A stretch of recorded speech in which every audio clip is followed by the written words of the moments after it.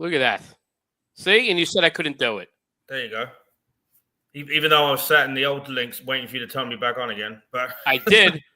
I did. But then I realized it's a different broadcast, and I had to set a new one. Yeah. So for a minute, I was doing the show on my own. Well, that's why I stopped everything. Yeah. I don't want to lose everybody. Yeah. Oh, what's up, Paul? No, same old. How good was Saturday night? Oh my God, it was like, it was very, very good, very good. One of the top 3 shows, if not right there, that we've ever done. But why? The room was great. The comics were great. Everybody was in tune. All the comics were on their fucking A game. I was happy with my set. You did great, and Zach did great. It was pretty much you and Zach's home fucking town, so that made it even better. And then, Bobby did great as an intro. Well, he started off a little slow. Yeah, he was good, but he started off kind of slow, and But you know what? He in the same vein as you guys, but probably even better. Half the people knew him, so they gave him the. They were still pass, good. Right. They were still good. That would just be my critique of him. He started out slow, but he wasn't bad. No, he wasn't. He got you know what it is? He took too long with he didn't separate the intro from the show. We probably should have had somebody else do the announcements and shit first. Yeah. What's really funny is right as he stood on the stage, I said to him, "Do you need someone to do your intro?" And he said no. So I could have done it. We could have had anyone do it except him. Yeah. You know what I mean? So that way, I could have had Tracy do it. It would have been easy. Yes. Anyone. Yeah. Yeah. But listen, it worked out though. You don't just go, okay, then. And then I was walking down the street. You know right. what I mean? Exactly. That's why he was like, and they brought desserts. So my dick came out. Yeah, exactly. And speaking of Krispy Kreme, I put my dick in the donut. Yeah. And everybody's sitting there going, was Krispy Kreme a sponsor? Because we just listed the 35 of them a minute ago. Right, you just listed 35 other sponsors, but yeah. Listen, you got to love when, there's sponsors to a show. Because that's really the hardest thing to get. Yeah. But I think it was because where it was, and it was for the cause that they were doing. You put the word fundraiser in there. When it's a fundraiser, people are more apt to donate. And I get Can we start doing fundraiser just for ourselves? Can we use that and then start getting sponsors? No, that would be wrong. But if we specify, But you got to remember. So I'm going to use what we used to do in the back in my college days. Mm-hmm. Portion of the proceeds will go to. Yeah. Which, as long as you donate something, portion of the proceeds went to. So there you go. It's like when remember we did that show with Matt in Paramus. Yes, but he got all that $5. Yeah, he got the whole thing. He got the whole. He got the whole $5 and chicken parm. Yeah, exactly. Well, I got chicken parm too, but yeah, so that was funny. But I like chicken parm, so it's okay. I think they paid me twice. I think the Paramus place paid me twice by accident. I think. That's because we were supposed to go back. Yeah. Yeah. So when we go back, they'll pay us a third time for the second show. And I think it was stemmed on. We sold 20-something tickets. I think it was. But I sold them on Eventbrite, but for some reason they decided they had sold them on their credit card machines as well. Yeah. Something. Listen, I'll take a double dip. Yeah, And it's like, remember when we used to do bills? Mm-hmm. And you'd get 5 people would buy tickets and then say, whatever. Not show up. Well, that was made up for by that one show at Dojo when we had 100-something people and a group of 6 came in and used the same 6 tickets as another group of 6 on the list. Right, but But at that point, I was like, I'm not starting a fight with the guy's whole friggin' family. Right. His whole family tree was there. But somebody already claimed these, and we didn't double, triple, quadruple check on that one, and I get it. It happens. Yeah. We spotted it right away. We did oversell. We did oversell. Yeah. In actual fact, the people that got in for free pretty much had to stand at the back because they hadn't got seats. Right. Well, listen, God bless them. Mm-hmm. But that was an awesome show too. Yeah. So I'll take it. Absolutely. It's hard to get over capacity and still have a good time and be within fire code. Yep. Because we've been outside of fire code too. Oh yeah. Speaking of Bills, the old room at Bills. Definitely the second show. So I know I'm looking forward to next week. You mean this Saturday or the next Friday after? The Friday after. Oh, okay. This Saturday I'm going to have fun too, but yeah, we're about half sold. We're about half sold on that show right now. Yeah, no, I know. I saw what we had listed, and I know some people that may or may not have bought tickets, but one person reserved the table already. I don't know how that's working. Well, if they reserved the table and they didn't pay anybody, then fucking they ain't getting in. Well, you can't reserve it. You can't reserve a table if I sell the tickets because you didn't buy tickets. Right, you're not wrong about that. I'm just saying, Yeah, so you need to tell them they need to buy tickets, otherwise there might not be a seat for them because we have a certain number of tickets. Unless they bought them at the venue and the guy hasn't fucking told me. Right, you got to check with him on that too because I texted him, I didn't get a reply. So, all right. But, so we'll have an oversold show again. I like that. Yeah, but that won't be my fault because I've been fucking on top of it. So, right. Well, the 10 o'clock will be different from the 8 o'clock. Yeah. Hopefully we get to that stage. I would. By the way, if anyone wants to know, that's at the Town Pub in Bloomfield, New Jersey, next Friday, the 16th. We have an 8 p.m. show, and if that sells out, we're going to try and do a 10 p.m. show. You can get tickets at northjerseycomedy.com. Yeah. Someone bought a table of 7 yesterday, so. Oh, that's good. Yeah, so we have a table of 6 and a table of 7. And then the reason I say that is the Tracy's friend that said she reserved the table. She was also very drunk, so it was hard to try and get some answers.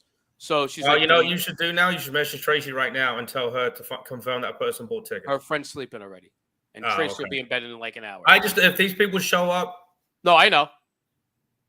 But my point being, like, all right, so let me get through this. So what happened was that she's like, in her drunken stage yesterday while we were at the Yankee game, she was saying, "Oh my God, we reserved the table. It's going to be great." And Tracy's trying to get it out of us. Do we have to Venmo you money? Being you bought it already? Like, is it assigned seats again? Because after Saturday, we got to worry about that. That we don't know. Did they say yet? So we don't know about that yet. It's going to be weird. We got to check that out too. No, I don't care what that guy says. We're just sticking people anywhere. You know what I mean, though. Yeah. The first name of the 7 is Jesse. All right. Nope. And then the 5 is the people coming with Buddha. Okay. And then 3 singles. So I would say you need to get that covered because I literally cannot guarantee that. Oh, yeah. If you don't, you can't reserve shit. You know? Yep. I mean, like, what we say? No, I was going to say, fucking, you need to confirm that. Right. Because I don't want to piss people off, but you know what? If you don't buy a ticket, unless the venue did it and somehow didn't, I'm going to text the guy. Hold on.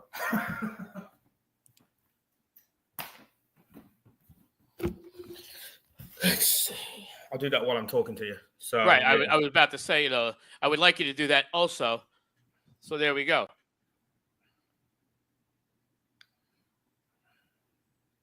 It was weird. So yesterday we're at the Yankee game, right?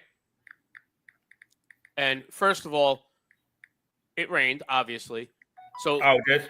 Yeah. So Tracy's friend, through her company, when she bought the tickets, she had a code, and it got us into 2 of the lounges, which is good because it was raining. Right. So we were in a Pepsi lounge out in center field at Yankee Stadium, having a good time, relaxing, chilling. And next thing you know, we start drinking, oddly enough. And at the end of the day, let's just say our bill was $600. Wow. Yeah, we had a good time there. Was it? And you watched the game on the TV in the bar?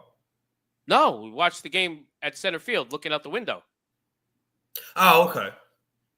I remember doing the bar thing years ago at a Devils game, and it was a really cool. It's like it was the private one that it's hard to get into. Yeah. There was a few ex-players laying around. Right. But we watched the game on the TV. Might as well have been at our fucking house. Yeah, it was the Absolute Lounge or whatever. Yeah, I don't something know like that. Yeah, and that looks out over right behind the goalie, and you can see out onto the ice the whole thing from there. Yeah, I don't know. Similar thing where we were with the Yankee with the Pepsi Club. Right. We had access to there and the Audi Club, but Pepsi Club was close to where our seats were, which we never made it to. Oh, you never even made it to? Well, we didn't even have to. Come on in. So we never made it to the seats, which is kind of good because it was, because of the rain. But even though it stopped raining for a while, who wants to sit in the wet goddamn chair? Was it better view anyway? It was a great view. It was center field. Oh, there you go. So. And it was indoors, so it was dry. So I like that. You guys take the train there or what? Boy, have a seat. What's up, Axe? How's everything? Our guest finally got here. A little tardily. Yeah, well. CPT, comic people time. That's not what we said the C stands for, bro. Well, I know, but CST with Sanchez, Sanchez has a different C. It's Chicano. It's cunt. Chicano people time. No, that's Paul's word. He's from England. Yeah, exactly. Yeah. Cunt people time. That's Chicanos are just the Mexicans. I know, but I'm including you. I mean, it's Cinco de Cheesy Day. It is. Yeah, it is. It is. That's why I named the episode Cinco de Cheesy. I didn't know that fucking Mad Dog Jenkins had a kid. What? He looks like fucking Mad Dog. Well, I would hope so because he's bald. No, you're not listening to me, are you? Mad Dog had a kid. Oh, him. Yes. There's a All lot right. that can be said about him. It's my bad ear. Cinco de cheesy. Fuck you. Yeah, Cinco de Cheesy. Oh, Nick? Axel? what's up? I got it. Just Axe is fine. Axe? All right, I'm sorry. I'm an idiot. No, you're okay. I only met you once and I apologize, but you were fucking hysterical that night. Awesome, great, man. Thank you. Tell that guy to You eat still, the mic. and put listen, his you're phone new. in It's the still kind of rugged. I got some shit to work out, but I appreciate it. He doesn't get to as many mics as he'd probably like to because of circumstance, but he's a very interesting guy. You can tell He's him definitely an interesting dude. I'm a scumbag. I don't yeah. drive. Yeah. But it's so- it's not a DUI though. Yeah. Just I don't was- give a fuck. No, I was too fat. For I was 450 pounds and I was pre-diabetic. And my blood sugar dropped to like 32 behind the wheel of a dump truck in New York State. And I hit a telephone pole, so they took my license away. that'll do it. Is that a permanent thing or? Indefinitely until I get a doctor's note. All right, well that's easy enough to get taken care of. Yeah. By the way, How are you only pre-diabetic when you're 400? Yeah, make sure you eat the mic just in case. Sorry. Yeah. This one too. Hey, can they hear me, Dave, or they need their fucking headphones on? No, they hear you. I can hear you. Okay. I'm just trying to figure out how you're only pre-diabetic when you're 400 pounds. Dude, I was an active 400-pound fuck, bro. It worked out though. Like being diabetic, it was nice because like there were definitely drugs in my system, and they just figured because I was so fat that they didn't drug test me, which was nice. That'll do it. It's the only time being a Yeah. fat piece of Oh my shit. God, the 450-pound guy is definitely not on cocaine. Little did they know. Little did they know. Well, You're it was You're the meth. unicorn when it comes to cocaine. You're the fat cokehead. It wasn't cocaine. It was meth. You know what I mean. It was meth. Same sentiment. I'm not Well, as just familiar with meth. The good but- part for him is that nothing's happening to him. It's the guy he's hitting that's fucking getting hurt. If you're driving a dump truck, you know what I mean? Yeah. Also true. Right? Imagine his weight in the dump truck hitting somebody else. Yeah, Like the dump truck's he's heavy fucking- enough. The last thing you want to see is him fucking get out at 450. No, you know what happened is he hit the guy, and then 10 seconds later he hit the guy. Yeah. No, he didn't belly flop on him. He just fucking crashed the car into him. He went through the windshield. Exactly. I wouldn't get the fucking shields. Well, Zul's checking in saying Cinco de Coco because we mentioned shit. cocaine. Ah, What's up, Zul? Yeah, this cocaine guy, Zul. Right on. Isn't this? Checking in from Florida. what's Oddly going enough, on, with man? cocaine. Oddly enough, with cocaine. Yeah, sniffing fucking coke off strippers' asses. That Yeah. was the first time I ever did coke was off a stripper's ass. Yeah. I was 18. I was What was his bouncing at a name? go-go bar. And the DJ was like, yo, you tired? And I was like, fuck yeah, I'm tired. You know? And he's like, come here, check it out. And we go in the back, bro. And like, he just lays out the ugliest stripper that we had. That's a good fucking And like, name. yeah, but he laid out like a 4-inch line, bro. Like, I've never done coke before. Yeah. Bro, the rest of that night, I was like, it was fucking fantastic. And then I just kept doing it, you know? That's how it happens. I had a Cades dancer I know from Tribeca. That was, my club days, in the 90s. And we're hanging out. She's like, oh my God, what are you doing here? Oh, shocked to see me at a club. I'm like, yes, because I started college at 25. So Okay. it kind of skewed everything. So Yeah. I knew lots of people that were younger than me there, Mhm. oddly enough, because everybody was. So, but the time I was graduating, even the people that were finally of age and shit, they're like, "Oh wow, you party here too?" I'm like, "I party everywhere. I've been doing this a long fucking time." Except I didn't do drugs for the longest time, and she got me at that right time, and she's like, "I got coke. Want to do a bump up my nipple?" And I'm like, "I'm not a pussy, bro. You didn't stand a chance." No, I'm like, "Oh my god, what am I doing here?" Of course, I didn't want to, but I didn't want to not do it. Yeah. Like you look worse if you don't do that. Yeah, they don't trust you. I wouldn't trust anybody. Fuck no, bro. They don't trust you if you don't do. Like if somebody offers you a tit to do some blow off and you don't do it, bro. Yeah, I don't want to hang out with you either. I'd feel like a bitch. I've offered you cocaine and you've not wanted. Yeah, that's different though. That's just an offer. Yeah, but I put it on my dick, bro. Yeah, but that's different. Yeah, but you didn't shave that day. That's intimidating. And also, you're not circumcised, so I mean, come on. Oh well, no, I'm circumcised. I'm joking. This fucker isn't. That's why nobody does coke off of his dick. Yeah, there you go. Yeah, no, I did put toothpaste on his balls the other day. That was true. He did put toothpaste on my balls. Why? We were touring comics, getting wacky, and then he pulled his balls out, and I was I was brushing my teeth, so I was like, "Here, take this," and I rubbed a little bit of toothpaste on his balls because I thought he needed a little pick me up. But who doesn't? Yeah, it worked. Did he have an ingrown hair or something that you do for his zit? No, Put a little toothpaste on it. He had a pretty well shaven ball sack. Thank you. I would hope so. Thank you. You got to have a good presentation for the ladies. Pretty large. Bro, I already look like this, bro. I can't be hairy. Pretty large testicles too. There was only one. You only saw the one. Yeah, just one. And he showed you the small one. That was the small one. That was Lefty. Yeah. That shit looked like one of those like pink bouncy balls you play with. See, I'm the opposite. My left one's the big one. Is it? Yeah. Nah, righty's the big one, dude. No, it goes in descending order. It's like left, middle, right. Okay. So you have a middle one too? Yeah. We don't talk about the middle one. They call me ET, the extra testicle. You know, you got to have a little fun with that. The extra testicle. My growth isn't big enough to be considered a testicle. You think Keep working on it. You think when they discovered testicular cancer, the first guy was like, "Guys, I'm blessed. Look, I have a third nut." Probably. You know what it is? At that point, though, they didn't know what cancer was in like medieval Europe. And they were like, "Oh, look at what the plague gave me. Yeah. I've been blessed by this plague. I'm going to live a long time." Yeah. And he did not. No. And you know why, Paul? He's on the phone, not listening. Damn. Cancer. Paul was so happy he got to do his cancer joke at the show Saturday night. Oh, yeah. My wife has cancer. My wife has cancer. Who are you talking to? Oh, he muted so we don't have to interrupt this conversation. Hold on 1 sec. I'll be in a second. I know. Oh, he's too important for us right now. So what's going on, guys? Not much. Chilling, Not man. much. Good to see you guys. Good to see you, man. But no, seriously, I had a blast at that fucking show. It was actually a really good time. Yeah, thanks, man. Awesome. And I was going into it. I wasn't like, wait, I'm doing like 10 minutes. I'm like, I'm not sure what I'm going to do. And I just fucking riffed.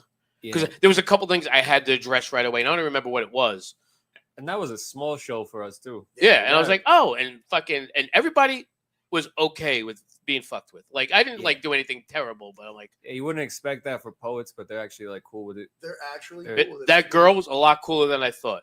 Yeah. And my favorite part was she was like, you know something, you won me over finally. I'm like, all right, I wasn't trying that, but I like that it worked. There you go.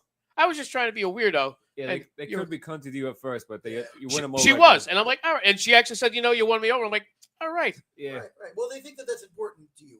Right. That's I'm like, why they said, "Oh, you won me over." Yeah, great, thanks. right. Well, listen, because she was like trying not to laugh. She was very disgusted by me. Yeah. And I get it. My first 2 months in that scene, they hated me, but they didn't act like it. They just told me after the fact. They were like, when I met you, I thought you were a fucking asshole. And they were. I was like, what are you talking? And she was like, they were like, now you're fucking cool. Wait, to you or in general? To me, No, I'm saying but was I an asshole to you or was I just an asshole? No, they Right. they just like you when your jokes get better. Right. That also helps. Yeah. There you go. No, but that girl was like, another white man. Which girl was it? Which one? The blonde chick. Sharpie? I don't know. It's from Caroline? Ocean County. Tall, skinny blonde girl. I don't know. Yeah, Caroline, I Oh, think, yeah. right? And she was. Not the cunt with a guitar.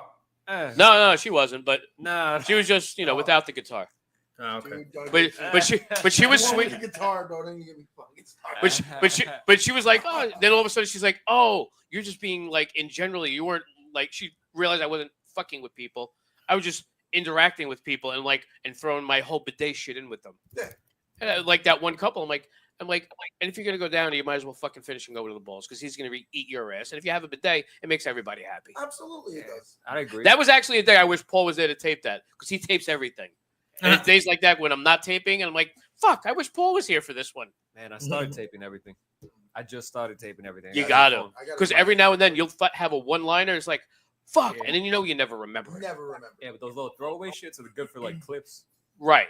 It's good for no, but also you might have an idea and 10 different throwaway things that you might work into a bit.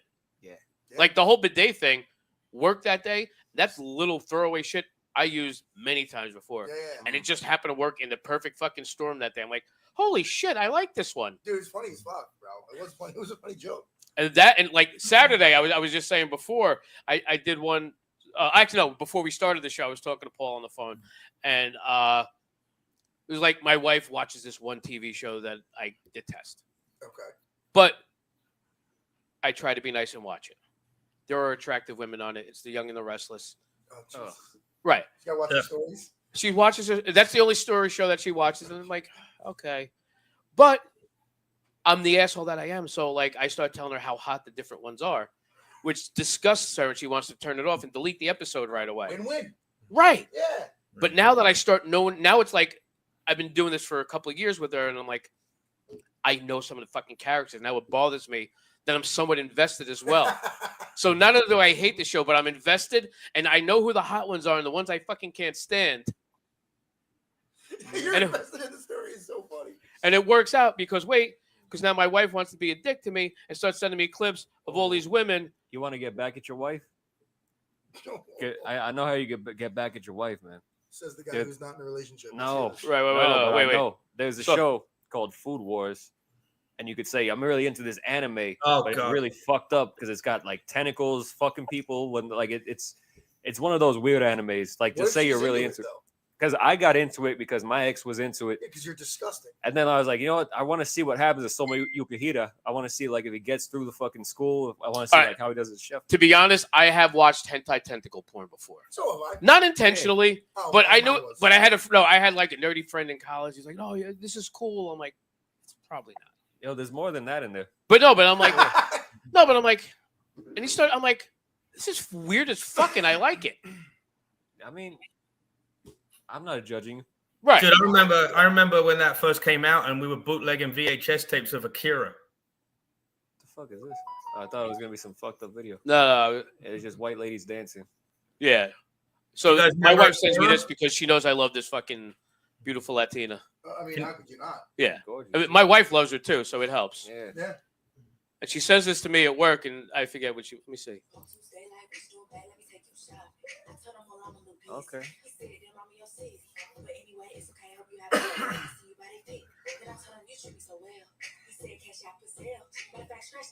I'm like, all right. Now I'm at work because I work. I'm not a teacher like my wife, so of course I get done slightly later than her in the day. And she's like, "Oh, what's going on? What are you doing right now?" And I'm like, "Oh, trying to drive right now." She's like, "Well, stop jerking off," because she sent me the thing. She's like, "Oh yeah, stop jerking off." Like, I can't now because I'm trying to drive. I'm like, look, stop jerking off. Like, I have to. She goes, "Ew." I'm like, "What? It helps me concentrate while driving." I'm like, listen, if you don't want me to fucking respond to what you send me, don't send me shit. Yeah. That's all I'm saying. So have you given yourself your own hand? Not in a while, but but you've done it, right? Right, yeah. Dude, there's nothing like it. I've done it, yeah. There's nothing like jerking off behind the wheel. Yeah. I gotta wake up at 1 a.m. Well, look, if you're driving for a distance, it's like, and I gotta fucking keeps you awake. It'll keep you awake. It's the first time I ever edges doing that. Yeah. Yep. And I wasn't trying to. I remember when I was about 18, I was doing that, and then right halfway through it, you're like, what am I gonna do? How am I gonna finish this? That's the first. So I would have a pack of chips. We call them crisps. We call them chips, and so they'd be salt and vinegar. The first ones I did was salt and vinegar. So I ate the chips real quick, and then I went back to business. And then I discovered the salt and vinegar really hurts the tip of your dick. Oh, that's like having hot wings and having to take a piss. So after that, I just got ready. We call it ready salted. You guys call them original. So yeah, the salt's not quite as bad, but with the vinegar in there, not fucking good. Not a good thing at 80 miles an hour on a fucking highway. You know what I mean? Did you empty that bag to jerk off into it? Is that? Yes, that's what I'm saying. I looked That around. makes sense. You got to do something. I'm not going to jerk off on my company car steering wheel. Not that that's not a bad idea, but that's not your problem. You know. Well, it is, I guess. Wait, why would you do it in a Costco parking lot? All right, so besides the urge hitting you, I don't know. Like, so I just really wanted to get out of the house, and I was in a bad relationship, and I was at the Costco in Bayonne, and I know that one. Yeah, I've been there. You know that one? You know how like one of my mom's friends works there. You know how the one side got that long parking lot nobody parks in? So I just went over there, and I was like, you know what? I'm feeling like doing something different today. So I whipped my phone out, pulled up some tranny porn, and jerked off into a bag of chips, empty bag of chips. Yeah, that's the catch-all. There was a guy on patrol on Saturday. It was a Mexican guy. He was parked in a car wash. It was one of the ones just at the archway, and you do it yourself. And he was literally sitting in the car wash at 10 o'clock at night, jerking off to his phone. And the cops just walked up, and the guy didn't even see the cop coming until he tapped on the window. Oh, that's awesome. Yeah. And I hope. See, you ruined that story because I was hoping the guy was washing his car and jerking off at the same time. Because that would have been the move. That's a good idea. Yeah. Like if you're gonna be a creep about it, you got to go all out. Don't half-ass it. So what you blow your load out the window and just hope that it's not and the point with that big. big. You wash it down. You got the hose. What if that big brush rips off your dick? Dude, my dick is not big enough to reach that brush. I wasn't saying use the brush. That would be weird. No, I'm talking about stick it out the window and then the big brush goes past. I would just jerk off on the dash and make the guy at the end of the line clean it when he details my car. Exactly. Yeah. I'll tip him. I'll tell the guy it's queso. Oh my God! Why is there a jellyfish on the rug? No, tell him that. Well, tell him it's queso. Got papers. Yeah. Tell him it's queso. Yeah. Dude, that's funny. So I saw a post on. So I grew up in a farming community, right? That's where? Out like northwestern New Jersey, like where New York, New Jersey, and Pennsylvania come together. Sussex. Warren. Oh, even worse. Yeah. Warren. Peaburg area. Yeah. A little bit north. I grew up in Great Meadows, right by like, Buttsville, by the. All right, I know Buttsville. Johnny's up there, yeah. I've actually been to Hot Dog Johnny's. Dude, that place is. I lived like 10 minutes from Hot Dog Johnny's. That's all where right. I grew up. And it's funny, bro. Like all these people are like, oh, you know, like we're finally sending these people back where they came from and shit like that. And then I saw a post for $10 an hour, 6 days a week, 10 hours a day, picking beans. Yeah, no, I'm good. Yeah, right. I'm fucking good. It's like, yeah, if any of these guys took your jobs, you can have them back now. Yeah. What the fuck? Nobody wants to do that. They're taking America back. Well, wait. It's supposed to be $15 an hour anyway. Right. So let's start with that. They're already underselling everybody. Yeah. So pay the Mexican $15 an hour. Yeah, why not? Well, it's not like we. You don't want Mexicans. them suing. No. You don't what? Not like we need Mexicans. No. America was great long before we started letting the greasers take all the fucking jobs. Am I right? Oh my God, dude. I mean, as an Italian, I'm basically the Hispanic of Europe. True. You know, like Italians became greasers after people were done calling Mexicans greasers. No. So Italians didn't become white until then. Yeah, that's right. They were the black people until then. Yeah, yep. I would say like the 1920s, Italians became white, right? Around then? No, like the 40s. 40s? Yeah, 40s, 50s. Yeah. After the Depression. After Capone went to Alcatraz. Yeah. Oh yeah. Dude, when my father first came into this. Once he got syphilis in Alcatraz, it was like, poor Al Capone. We love our fellow white people from Italy. Yeah, what murders? Yeah, like I like that. I love that video. My favorite video. I mean, maybe what murders? Trump's opening Alcatraz again. You see that, right? Yeah, I did. I saw that. Yeah, they're supposed to open it, right? Yeah. Wait, did you know that somebody sampled that interview for a rap song? My son showed it to me. I'm like, what? No like, way. And he's like, yeah, you've never seen this interview? I'm like, I don't remember the interview, but now it's my new favorite interview because it's ridiculous. And now I heard it in a rap song. It's terrible. Yeah. I would use it. John Gotti. Oh, what murders? He's a good guy. Bro, that's so funny. Best guy around. Best guy around. There's nothing worse than an Italian from New Jersey. We're some of the best, worst people ever. Absolutely, bro. We're the worst, bro. The absolute worst is Philly Italians. Okay. Yep. Fuck them. Because they're pompous on top of it. Right. We're just assholes and we know we're assholes. Exactly. They think they're being genuine. They think they're being genuine, fucking walking around, fucking sucking on their balloons. Yeah. Oh, fucking cheesesteak. Yeah. Dude, you have a pizzeria. Calm down. Right. But it's Philly. All right, so then make up your mind. What do you really want? What do you exactly? Are you really Italian or are you really Philly? No. Fuck yourself, Philly Italians. Can't be both. I'm with that, bro. Can't be both. Listen, be both, but be proud of being both. Don't just, but I'm Italian. I think they should fight. They should fight for it. They should fight for it. I don't know, man. There's some pretty scrappy motherfuckers in Philly. Yeah. No, they are. You know why? There's They some just love scrappy- fighting. They though. just love to fight. That's what I mean. It would be like a fight pit. The Think about Italians that it. wanted They the beat up Italians- Santa Claus at the Eagles game. They did. If you're gonna assault Santa Claus at the Eagle game on Christmas, I'm Chris. you're a fucking filthy animal. You're a piece of shit. Yeah. Nah, You're a Philly piece of shit. Philly in general is just all trashy ass people. Listen, my Yeah. favorite trashy Philly story is when they won the Super Bowl the first time, and the guy was eating horse poop on the street. What? Yeah, I saw that. Yeah. I didn't see that. Oh yeah. I was like, "What are you doing?" I'm eating horse poop. They won. I'm like, What? "Why? Why? That makes no sense." Yeah, they were That's doing all crazy. types of shit. Paul, find that video and put it up. Okay, hold on. You're better at doing that. I'm not good at that. I'll Listen, find it. he's our tech guy. So That's not the only reason I'm on this fucking show. Jesus. no, it's not. No, it's you're for the diversity card, bro. You got that? Yeah, extra. you're our foreigner. You're our DEI. You're a DEI foreign person. Yeah. Actually, this is a pretty DEI compliant fucking show tonight with all four of us on it. That's Yeah. true. We Well, get, I'm not Sicilian, so I'm not. I am. we're gonna Oh, get okay. guys like But Paul to replace also- the Mexicans. huh? I did my DNA and found out why my dad was adopted.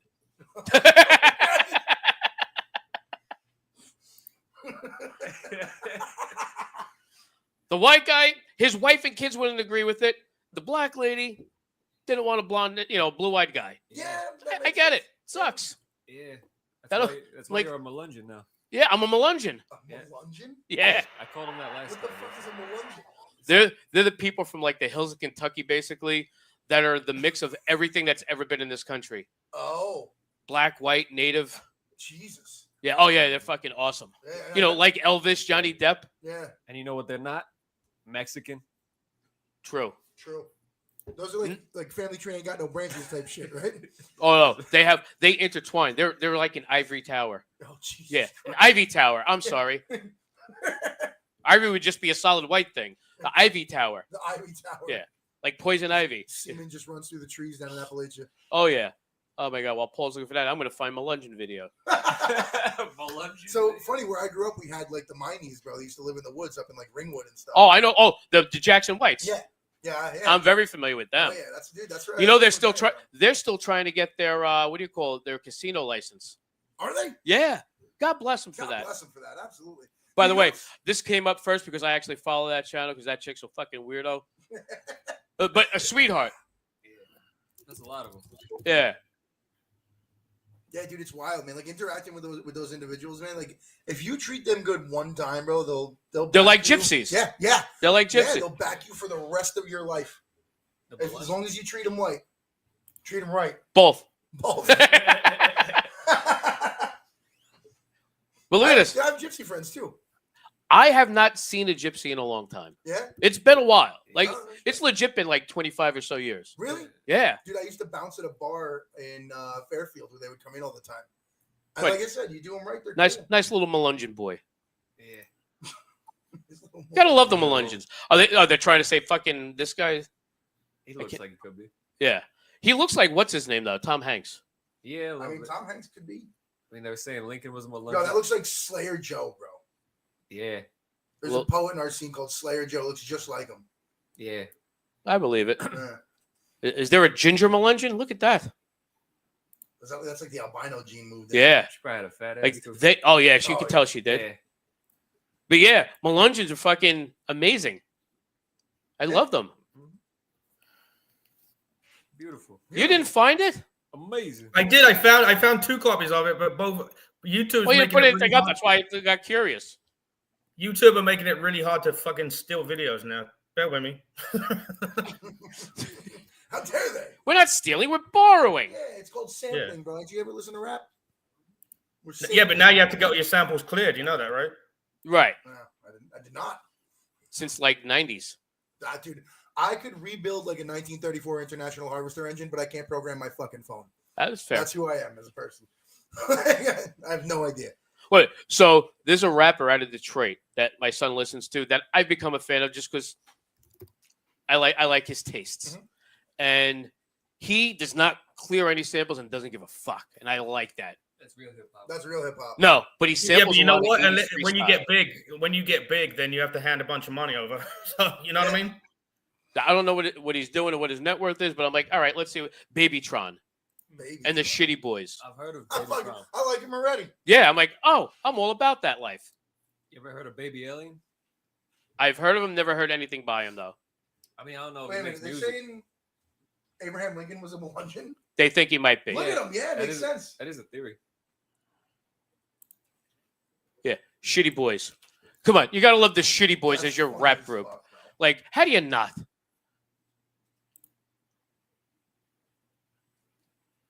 Wait, I can't find the fucking. There we go.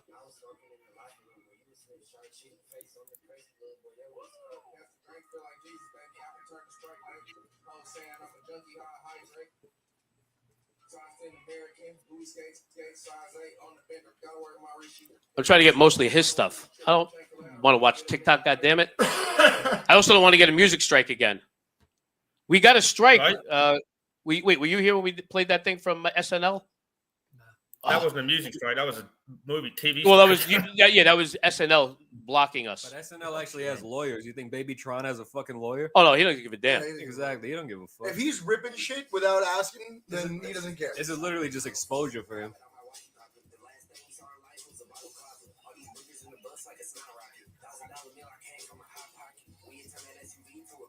I like the beats he has.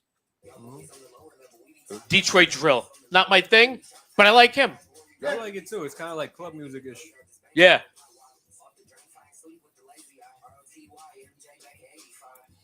Okay. Right? I'm not Yeah, bad. no, I'm it's like, not all bad. right. Definitely not my taste, but like, dude, I can listen to him. But I could appreciate. I'm like, all right. Like my son will just like smile at me and put it on in the car. I'm like, all right, you turn it up. Let's go. Yeah. Don't fuck with me. Yeah. I like TJ. Ever been to Tijuana? No, never been. I recommend it. Yeah, I'll go. I seem like the type of individual that have fun at Tijuana. It's hard not to. Like literally, it's fucking lawless land. It's the Wild West. Okay. Yeah, I'd imagine. When I went to Peru, it felt like it was like lawless almost. But you have family there, so it makes I have it helps family out there. a little. Yeah, but TJ's a little bit like more pretty looking than Lima. Really? Tijuana? Yeah, Tijuana. Well, We're talking about. they may have cleaned it up. I've heard they've cleaned it up since I've last been. Okay, because Lima? I've heard that was like the armpit. bro. Oh, it kind of is, Like, but the only place worse was like Juarez. yeah, but Warren for Juarez, different reasons though. the yeah. aesthetic in Tijuana is a little bit more on point than in Lima. Right. Because in Lima, like you know how we got dividers with plants in it and shit, like in the US, like if you're going down the road, Yeah. they got trees and shit. In Lima, they got that, but it's just straight dirt, and they'll have like empty shopping carts in it with a fucking poor guy looks like he's from the mountains trying to make it in the just city. New Jersey. It's like Newark times 10. Oof.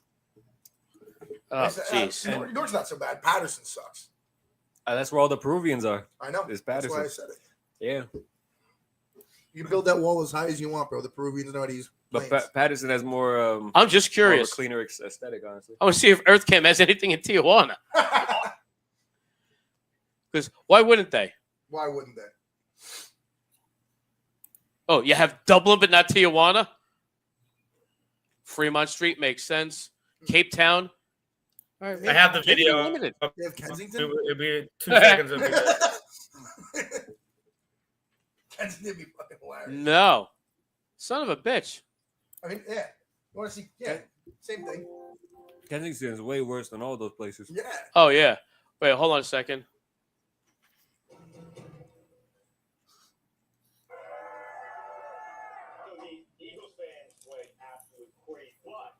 Dave, you gonna add it to the feed or just watch it? I'm just. Ah, I will add links later. No. I'm saying I added. I don't know how to add it to the feed. No. You gotta click. Oh, you got it there.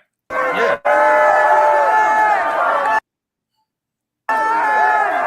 Oh, look at him. He's wearing a Randall Cunningham jersey.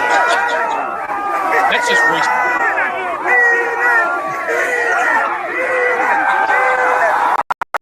Oh, horse apples.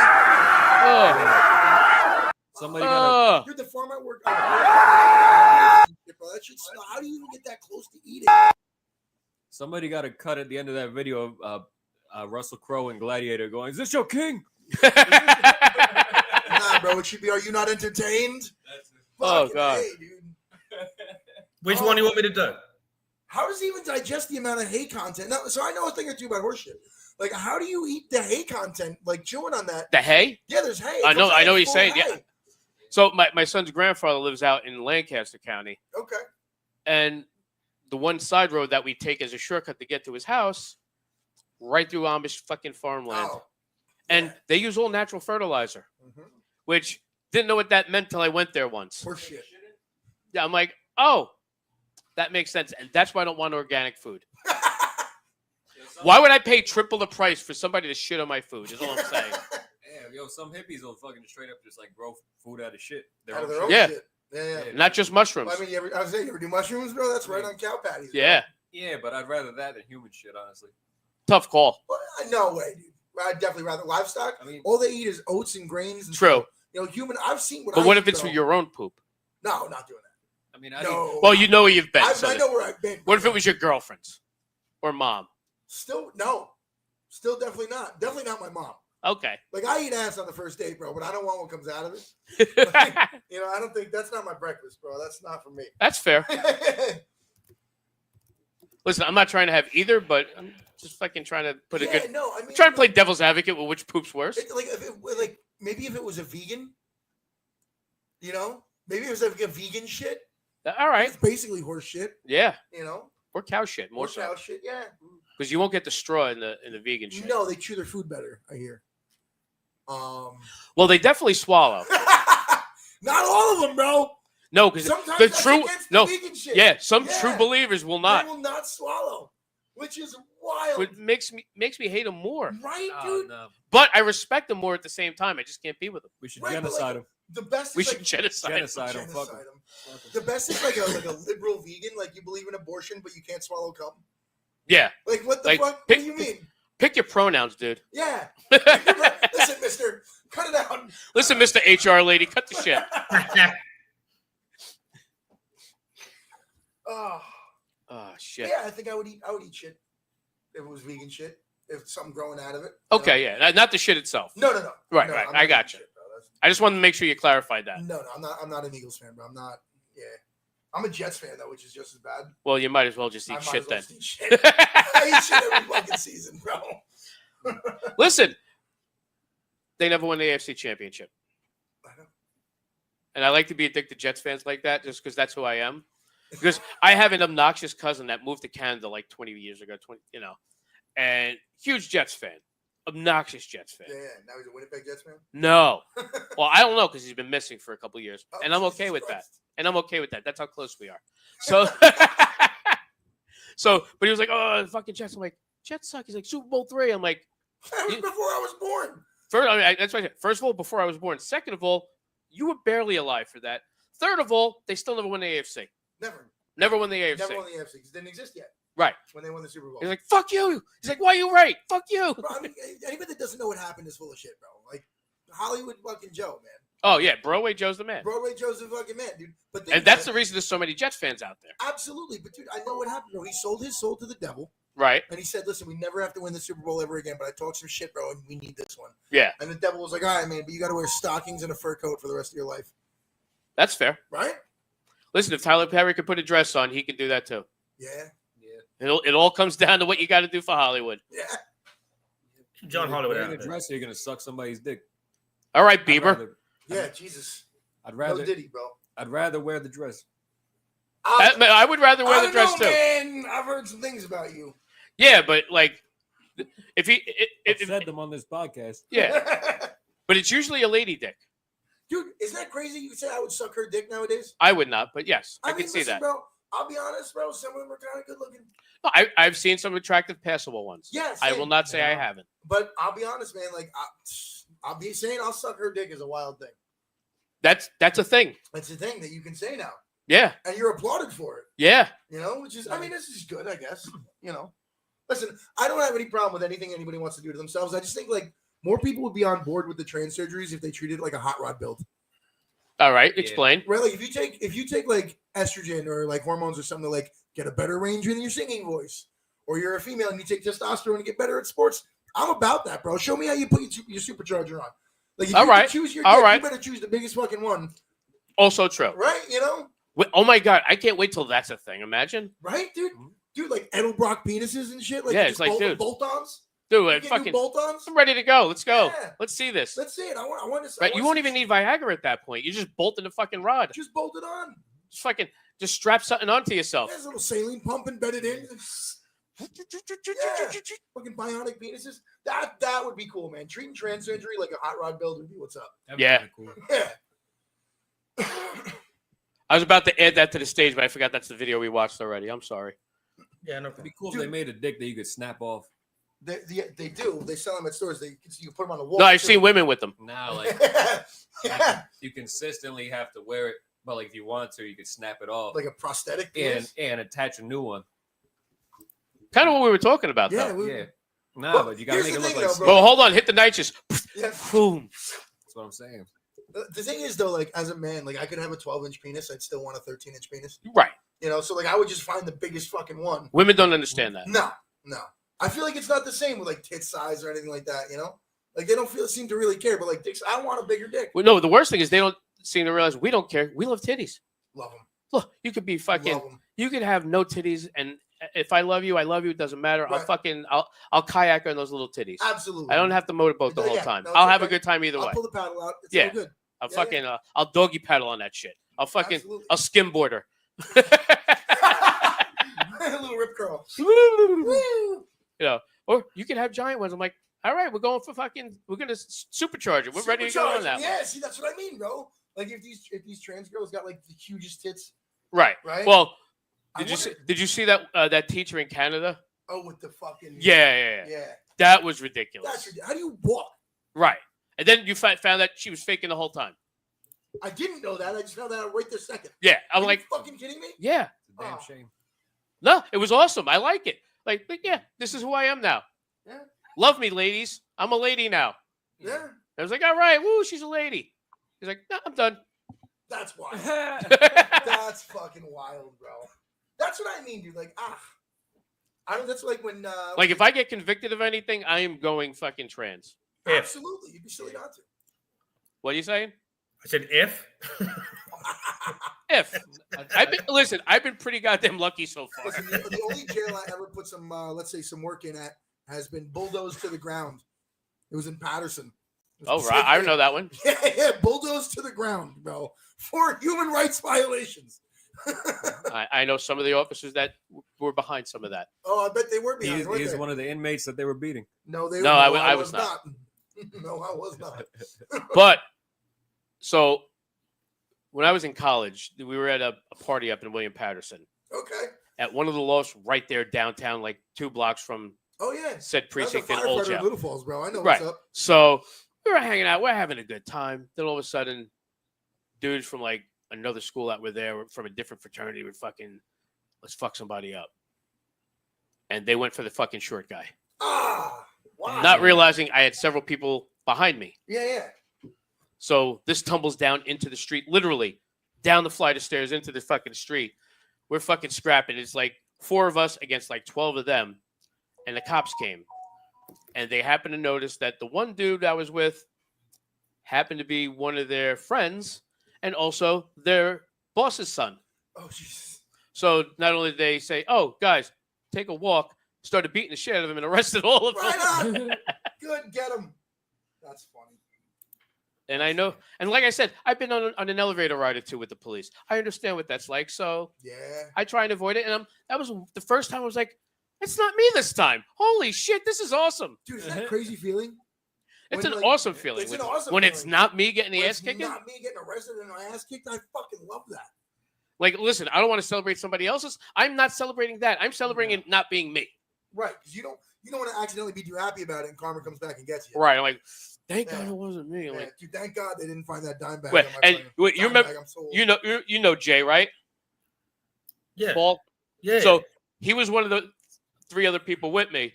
To this day, he's upset that I owe him a new pair of Levi's silver tabs that they don't make anymore. What? Because he was stomping some dude and I got blood on his fucking brand new silver tabs. So he insists I owe him a pair of Levi's. I mean, I haven't made up for it yet. I'm like, he'll get over it one day. Right. But every year or 2, we'll be out and he'll be drunk. You're like, you still owe me fucking silver tabs. They don't make them anymore, dude. They're nice shoes though, nice boots though. No, the pants. Oh, the pants. The silver tab pants. Oh, they're not even Levi's shoes. No, he had steel toes on. Oh, you got it. Yeah, steel toe work shoes. Oh, yeah. The steel-toed sneakers, a little incognitus ones. Because he was we worked in a restaurant, so he was like, yeah, so that way fucking something falls on my foot, I'm good. Fucking perfect, comfortable walk around in. And if you have to stomp on somebody, it's still good. Happens, bro. These things happen. These things come out of nowhere. You got to stomp somebody. Yeah. Well, speaking of that story I told on the show Saturday, also very true. Mm-hmm.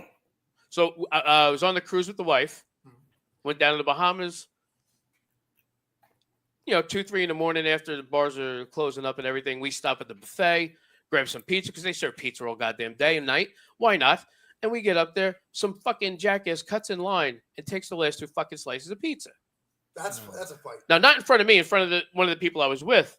He's like, oh, look, the asshole just decided to cut in line and take the last 2 slices. Good for you, asshole. Right? Because, he's like, and he's a school teacher, works with my wife. He didn't want to start a fight. He just wanted to let him know that you're a piece of shit. Yeah. He goes, oh, yeah, fuck you. He's like, yeah, but you're an asshole, and you know it now. He's like, why, you want to go outside? He's like, no, I just wanted to let you know what an asshole you are. Okay. He's like, yeah. He's like, well, even when you want to do anything. I'm like, no, because now you involve me, and I might just fucking rape you. Yeah. And I'm like, and then I started getting drunk and angry, which is not good. Like, I am an uncontrollable asshole. I am fun as a drunk. The second it switches, though, you don't want me around. Okay. Especially if I had tequila, because there's no stopping me. And unfortunately, my wife saw me twice like that on this trip, and she's like, "What the fuck?"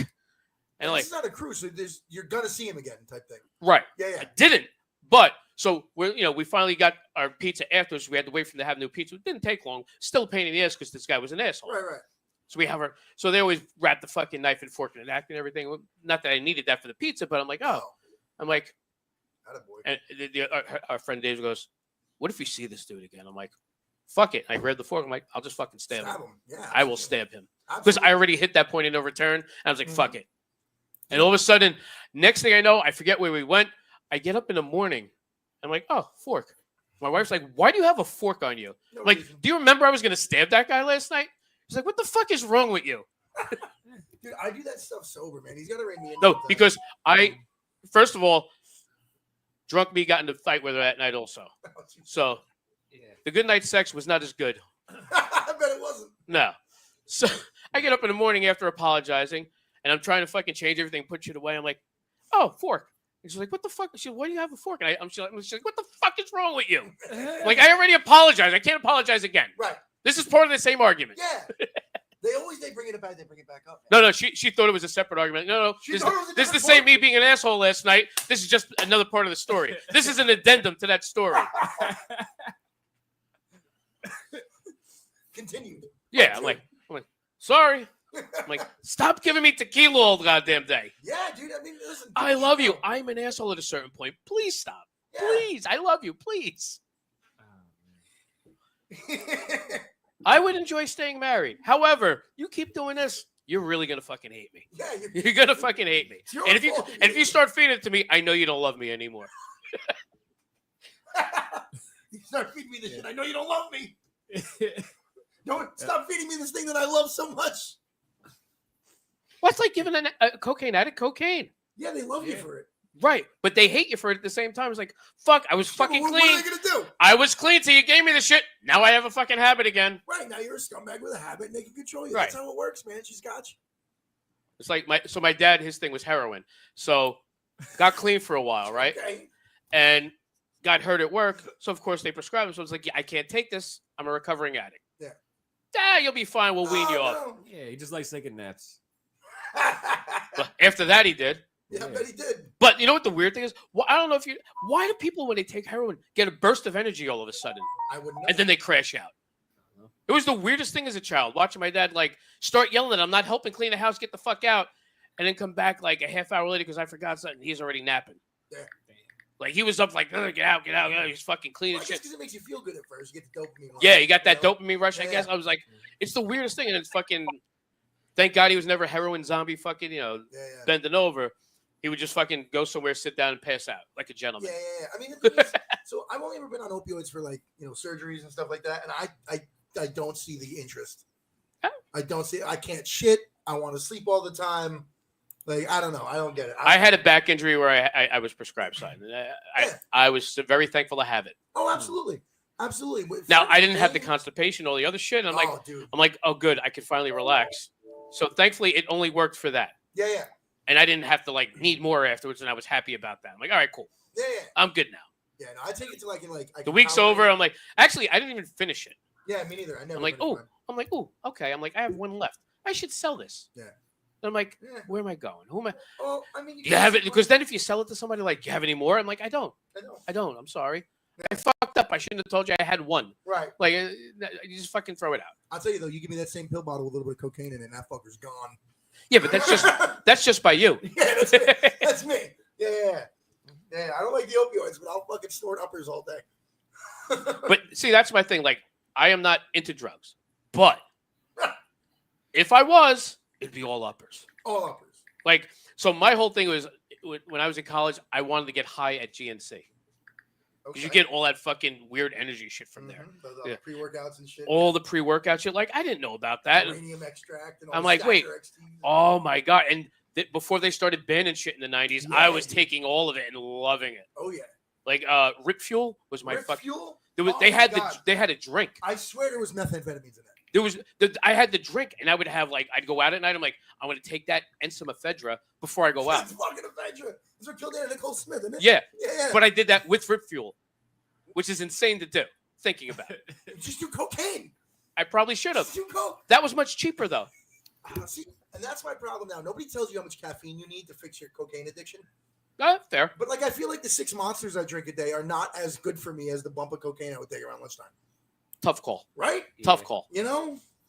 Probably not, but you're trying. I am. What about coffee? I drink the shit out of coffee, drink the shit out of Monster? Oh, yeah, all day long. What about the Monster coffees? I love them. Okay. Did you see the new ones, the 300 milligrams? I've never had it. Oh, dude, they're great. I'd have a fucking heart attack with 300. I mean, I've been trying, bro, but it's not working. I don't know. Like, I don't know, maybe my heart's so sturdy from being 450 pounds. Yeah, you worked all that off. How'd you do it, first of all? Meth. Okay, I'll do it. Meth did it. Meth and anger. Meth and anger. Meth and anger. I like meth and anger. Meth and anger is how I did it. Yeah, nice. I would do 20-hour workouts on the heavy bag and shit like that. Not even realize 20 hours went by. Yeah, dude.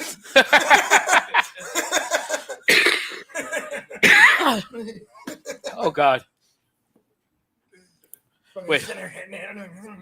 So wait, you were singing a song constantly that night that one of my other co-hosts who isn't here always sings as well. Ennis? Yes. Yeah. I knew you would know who I meant when I said that song you were singing. He'll wake me up to that song. I know. When you said that, I started laughing my ass off. Because you will know the song. I have seen the glory. Oh my God. Yeah, dude, listen, I understand that I look like that guy. Especially when I was 400. Which one? The dude, what's his name? Ethan Suplee? Ethan Suplee. Before the weight loss? Before the weight loss. Yep. Although, actually, now that with the weight loss, you're not too far off either. I know, but he looks way better than I do now, which is fucking tired. But he tried to. Yeah. Right. Yeah. I don't think he tried to look better. Well, dude, you ever see that scene? I mean, for yourself, maybe, but not in general. You ever see that scene, though? If you notice that scene, the Dodge emblem on the front of the van is, front and center in that scene? No. Yeah, the Dodge. It's been a while since I've seen it. Yeah, but he's... Do you know which one we're talking about, Paul? No, what is it? American History X. Oh, yeah. Oh, yeah. Of course he knows that one. So yeah, I have he's driving the red. No idea why I know that. Dodge on the front of it while he's singing this song about the trampoline at the zoo.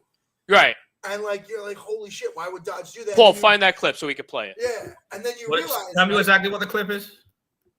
With Ethan Suplee singing in that. Ethan Suplee trampoline at the zoo. You're really trying to get a warning, aren't you? It's a clip from a movie, man. But we're not going to play the whole thing. No, all right. But just so you see the because we can mute and unmute throughout. Bless you. We can mute and unmute throughout. Okay. That way we don't get the copyright strike. Ah, okay. Who's singing in it? Ethan Suplee. Okay. Because you started singing that, and I started laughing. I'm like, oh my God, because he was like, oh yeah, my roommate, you would love him, and so would Ennis. I'm like, all right, cool. Yeah, he's working overtime it tonight. looks like he would be in a gang with Ennis. That dude singing looks a lot like the guy sitting opposite you, Dave. I know. That's what we just said that. Oh, okay. Sorry. Someone's hacking one of my websites, so I'm dealing with that at the same time. That doesn't look like me. No. I thought you were going to put it in the thing. I will. Okay. Oh, you got to rip and put it in? Yeah, he has. This guy also looks like the fat guy from The Office. Is that the same guy? No. No, it's not the same guy. He's the guy from Boy Meets World. Yeah, and then he was also in Mallrats. Mallrats and yeah, that's what I'm saying. That's the guy I thought he looked like. And Remember the Titans. Remember the Titans? How do you forget that one? It's a classic. Damn, it wasn't Remember the Titans. I forgot that. Paul just wants to hear that song. Yeah. Paul wants to reminisce about middle school. That's Paul's theme song. Well, in his defense, he's from a place called the Isle of Wight. Okay. Not the racist one. No, it is. No, it is. No, Yeah, it is. It's not spelled WHIT, but what's the I difference? saw a gravestone from London that said "Good Faithful N-word."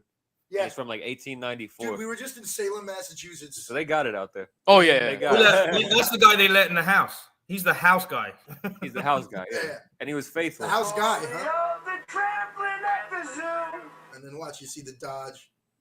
It's actually someone filmed this There with it their is. phone on the Yeah. Front and TV. center. Like, why would they let that? And then you realize Daimler Chrysler, That'll do it. right? Well, I didn't realize how many things were from that era. Oh yeah. But like that, we still love. Like, was it Adidas Mhm. and Puma? Puma. I was like, Hugo, really? Hugo Yeah. Boss. Well, Hugo Boss. I'm like, Hugo Boss. but now that I think of it, I'm like, that makes sense. Did you know that Coca-Cola found a way to sell like Coca-Cola in Nazi Germany during World War Yeah. II? Of The course. Fanta bottles. Yeah. They just put Coca-Cola in Fanta Yeah. bottles and sent it over. I forget what they did. No, they just put it in there. Yeah. I was watching something on that recently. I'm Yeah, like, yeah. get out of here. I'm like, that just makes sense. Yeah, and also meth. Probably. I think they still have a Nazi tanker with the world record for the most miles done in 9 days. They just didn't sleep. I buy that. Yeah. Well, actually, no, it's not the record. Only because at now for different reasons, obviously, but Desert Storm, that tank fucking drive outperformed it. I was like, I do remember that. Yeah. I was like, holy shit, that's impressive. Dude, you kidding That's a me? lot. You ever been in a tank? Paul, No. what'd you do? Paul's gone. Paul took himself out of this. No, he got deported. Cinco de Cheese is fucking hilarious. Happy Cinco de Mayo, you fuck. Cinco de Yeah. Cheesy. Cinco like, de yeah. Cheese is fucking They kept hilarious. complaining we're going for the Mexicans, so we had to go for some of the white ones too. You got it. You got to even it No, out. I like Canelo. Yeah, I love Canelo. I love when he speaks English. I do not. Yeah. I do not love when he speaks English. Just fight, bro. You know, listen, I ain't going to fuck your mother.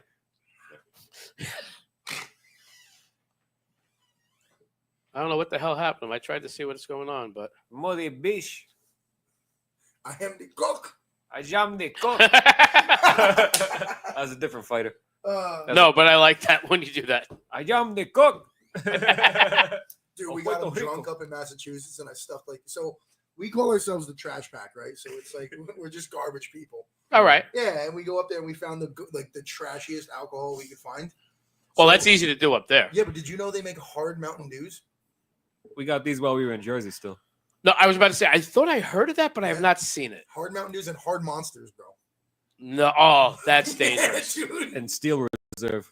And yeah, we had Steel Reserve, and he put the box on his head. He was drinking a 40 of Steel Reserve and talking shit about being the cock of Massachusetts. Yeah. Oh yeah. I think it's a hysterical video. Only got 23 like stamp shame. Yeah, it is. You got to re-release it. Our buddy Yeah, France I'll kept put it calling on New TikTok. Hampshire New Hamster, Yeah. which is funny as hell. Yeah, he's the Sammy Davis Jr. of the trash well, bag. because it was He has one eye. Oh, Yeah. No, he's just a black Jewish man. okay. He's not Jewish, but he he's has not. braids, so He you know. does No, but he is cheap. Yes. Yes, he is very Cheap, Yo, broke, same thing. He tried to steal a tip from a waitress while we were out there. He did. And she called Wait, was it your table or somebody else? Our Our table. table. As the I waitress was get coming that. there, and the waitress cursed him out. I And get then that too. There And I was a went up- Golden Corral in fucking New Hampshire. I went up But to the who's tipping waitress. the Golden Corral, first of all? I mean, It's a buffet. I tip buffets because I eat a lot, dude. Yeah. They're taking plates off our table like left. All right, if You you're know- fucking 450 still, maybe. You know, I know, dude. Or eating like it. I was eating like it. Yeah. I was eating I'm not saying I haven't been there before. I'm like, Yeah, dude. So for the bit, I was trying. I'm also the guy that used to bring fucking Ziplocs to Sizzler. So yeah. Dude, I tried to get Sanchez as high as he's ever been before, so we could I was like, the bid is we're fucking putting Golden Corral out of business. Okay. And we go in there, and he's fucking 3 sheets to the fucking wind, like eyes red, everything like that, right? And then they bring out the fucking steak. To be honest, I was scared that I was gonna get like George Floyded or something in that neighborhood. There's a lot of old white people in that Golden Corral in New Hampshire. Yeah, and they were getting alarmed that we were smoking weed in the parking lot. We found out that weed's not legal in New Hampshire. Yeah, and still the hard way or just found out. We just I was like, maybe look this up. And he's like, oh yeah, it's a big fine. Maybe we got to put this shit out. Yeah, I was like, I can't afford this shit. No. They'll definitely notice you there. Yeah, they did. Nah, the France was our scapegoat, bro. They were looking at us going, oh my God. He looks Italian. Between me, France, and him, bro, it looked like the comedy tour had our fucking toner run out. Yeah. Nice. Progressively lighter. I was in the back seat of the car, obviously. It was actually an urban show when it started. Yeah. It was, dude. We're in, where were we? Manchester, New Hampshire. New Hampshire, bro. Oh, wow. That is the Patterson of fucking New Hampshire. Yeah, it is. Yo, dude, I didn't know. Yeah, it is. I didn't know. Now you do. I've been there a couple times. Dude, Needle Park is wild. Needle Park. You didn't even see half of Needle Park. I'm not looking to see Needle Park. Its existence. Needle Park is you could tell they're all on drugs. Yeah. All of them consistently, like throughout the day. You did the show up there too, right? Yeah, the show was great. The shows were great. The shows were great. So we did some shows in Manchester, in Haverhill, Massachusetts, in Salem. Okay. And did we go somewhere else? Or was it there was another one in. I guess we just did 2 in. Yeah, we did 2 in Salem, right? 2 in Salem. Yeah. 1 in Haverhill. We did 1 in Manchester the 2 in second Manchester. night. Yeah. So we did 2 in Manchester. That's after the initial one in Manchester. Yeah, the initial one in Manchester was a lot of fun. That's a good ride, though. Yeah, it was good. It was 7 great. hours. Made a lot of connections. Love those guys. Love those guys. Great Nice. comics out there. Dude, their scene is so much healthier than ours down here. Like, dude, they routinely have 40 people show up at their open mics. They're all comics. Everybody's there to have a good time. That's why it's a wild time. And everybody stays? Everybody stays the whole time. That sounds crazy. The whole time. And we were at a fucking Jamaican restaurant in like the ghetto of Salem, Massachusetts. Yeah. And everybody. Wait, I actually know where that is. Ray Days. Yeah. Yeah, that's where we were. I didn't eat there, but I've been by. I'm like, oh shit. Yeah. They got good patties. They do have I good believe patties. I had a chicken curry patty there, and I went to the fucking owner. I was like, oh my God, I love that shit. Wait, I went to I didn't go to it. I passed by it a couple times. Up in I think it's Tenafly. No, what's the other one up that way? By Bergenfield in that area. But no, Tenafly. On the border of Bergenfield and Tenafly, there's a Golden Crust restaurant. Golden Crust, yeah. Dude. But a restaurant. Oh, really? I was like, what? But they're like serving their Golden Crust shit out of there? Yeah. I'm like, I'd have to stop in there one day. One day. Yeah.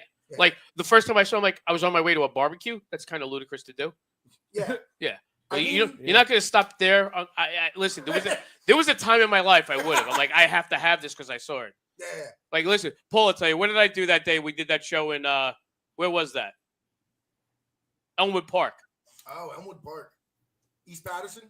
Oh, yeah. So he went to Burger King. He got burgers, and on the way back, McDonald's, and he decided he wanted to go to White Castle. So he's So wait, we're on a show, right?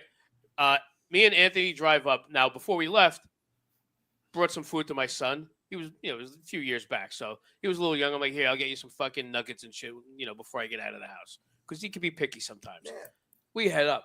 I had that. Remember when McDonald's had the chicken tenders? Oh yeah. And, with their spicy, sweet and spicy sauce. I'm like, I was all over those. I got a couple of those because that's who I am. And we drive up, and we get to the place, and Anthony's like, oh, they're supposed to have food when we get there. I'm like, yeah, but I was hungry and I was already ordering, so I might figured, I'll have some of what they have when we get there. Yeah. We get there, all they have is hot dogs. Like, motherfucker. So Anthony's like, all right, dude, I actually need food. We got to go somewhere. So he Googles. He's like, there's a White Castle. Give me a quick ride because I drove up. I'm like, yeah, let's go. I pull in the lot. I park because, White Castle never is quick. We walk inside. Now, he's in line. I'm standing behind him. And I started getting hungrier. While I'm eating my McDonald's in line at White Castle. You piece of shit. That's what he goes. He turns around and he's like, you fat fuck, what is wrong with you? And I'm like, you got me. Yeah. I'm like, all right, maybe it is time to lose weight at this point. Yeah. Oh man, that's the Sunker place. Yeah.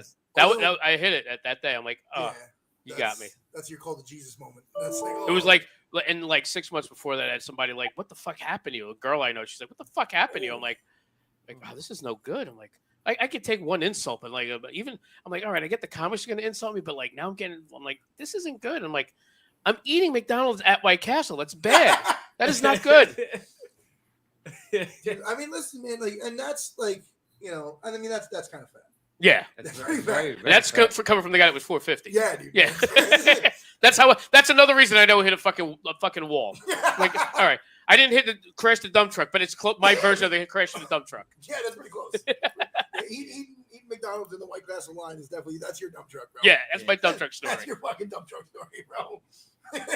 Well, dude, it's funny, like, 'cause, we're comics, bro. We're garbage. And at one point, we had coupons for both White Castle and Taco Bell. Okay. So we combined White Castle and Taco Bell. Oh, your asses must have loved you. God. Oh. Bro. We were sharing a toilet, too. Oh, yeah, we were. We were sharing a toilet. Was it an RV or just, No. a Chevron? It was when I was living in Long Branch. Oh, okay. Oh, my God, dude. I think we scared that man's family away. I mean, good, because fuck them. They kept waking me up with their fucking loud ass kids and their bullshit. They're from Staten Island and they're Jewish, so they were loud as fuck. There's like double octaves in that motherfucker. Nice. I didn't sign up for that. I signed up for fucking one guy who lived on the 3rd floor. He used to bang some bitches. Sometimes I'd hear it and laugh, but that's just part of life. I didn't sign up for his family. When he found out I was staying there, he was like, I can't live like this. He's got to go. I was homeless. Oh, yeah. Yeah, so that's another story. I was homeless when I first started doing comedy. Because I was just looking for places to hang out and make friends. Nice. All right, so we got a new guest here, Glenn Tickle. What's going on, dude? Hello. I'm so sorry. That's all right. Don't worry about it, man. We fucking. Well, you know what it is? We had a little miscommunication. I forgot. I told them to come in on the 5th also. Sorry. And I knew Paul was going to video in. I'm like, all right, I got to fucking weigh these options out. I'm like, all right, Paul. We'll start with Paul. Then these guys came in, and they got here late. Oddly enough, the fucking Spanish people were late. I'm not Spanish. Close enough. You with him? I'm Italian. I'm Hungarian. I don't know if we're I'm Polish, stereotypically late for stuff. I know the way. I'm a Wapalak. Are you? Yeah. I'm Italian, Polish, Norwegian. Wapalak. I'm a little bit of everything, though. Call myself a guinea spick. Yeah. There you go. Or a guinea whopper. So what's going on, Glenn? Just hanging out, getting over dealing with a very cranky 6-year-old. Oh, that'll do it. That'll make your fucking night. It really. He's not listening, right? No, she's in the other. All right. Oh, she is. All right. Good. Hopefully safe. Me talking trash on a 6-year-old while they're listening, probably not my best move. Wouldn't be the first time or the last time, though. She'll hold a grudge too. She'll remember it. Of course, yeah. She'll come for you. It's a she. That's why. She's always remember. Oh, and she's mine. I don't think I've forgiven anybody for anything in my entire life. I think she gets. She was asking me about my elementary school teachers, and I was going through the list, and I hit my 3rd grade teacher, and I was like, "Oh, that lady was terrible." I've not been in 3rd grade for quite some time. She's been dead for a while now. I'm still holding that grudge. Oh, so wait, my 3rd grade teacher, my 4th grade teacher, same lady. She died like 8 years ago. So it hasn't been that long, but it's been a very long time since I've been in 3rd and 4th grade. Did she move up a grade, or did you have to repeat one of them?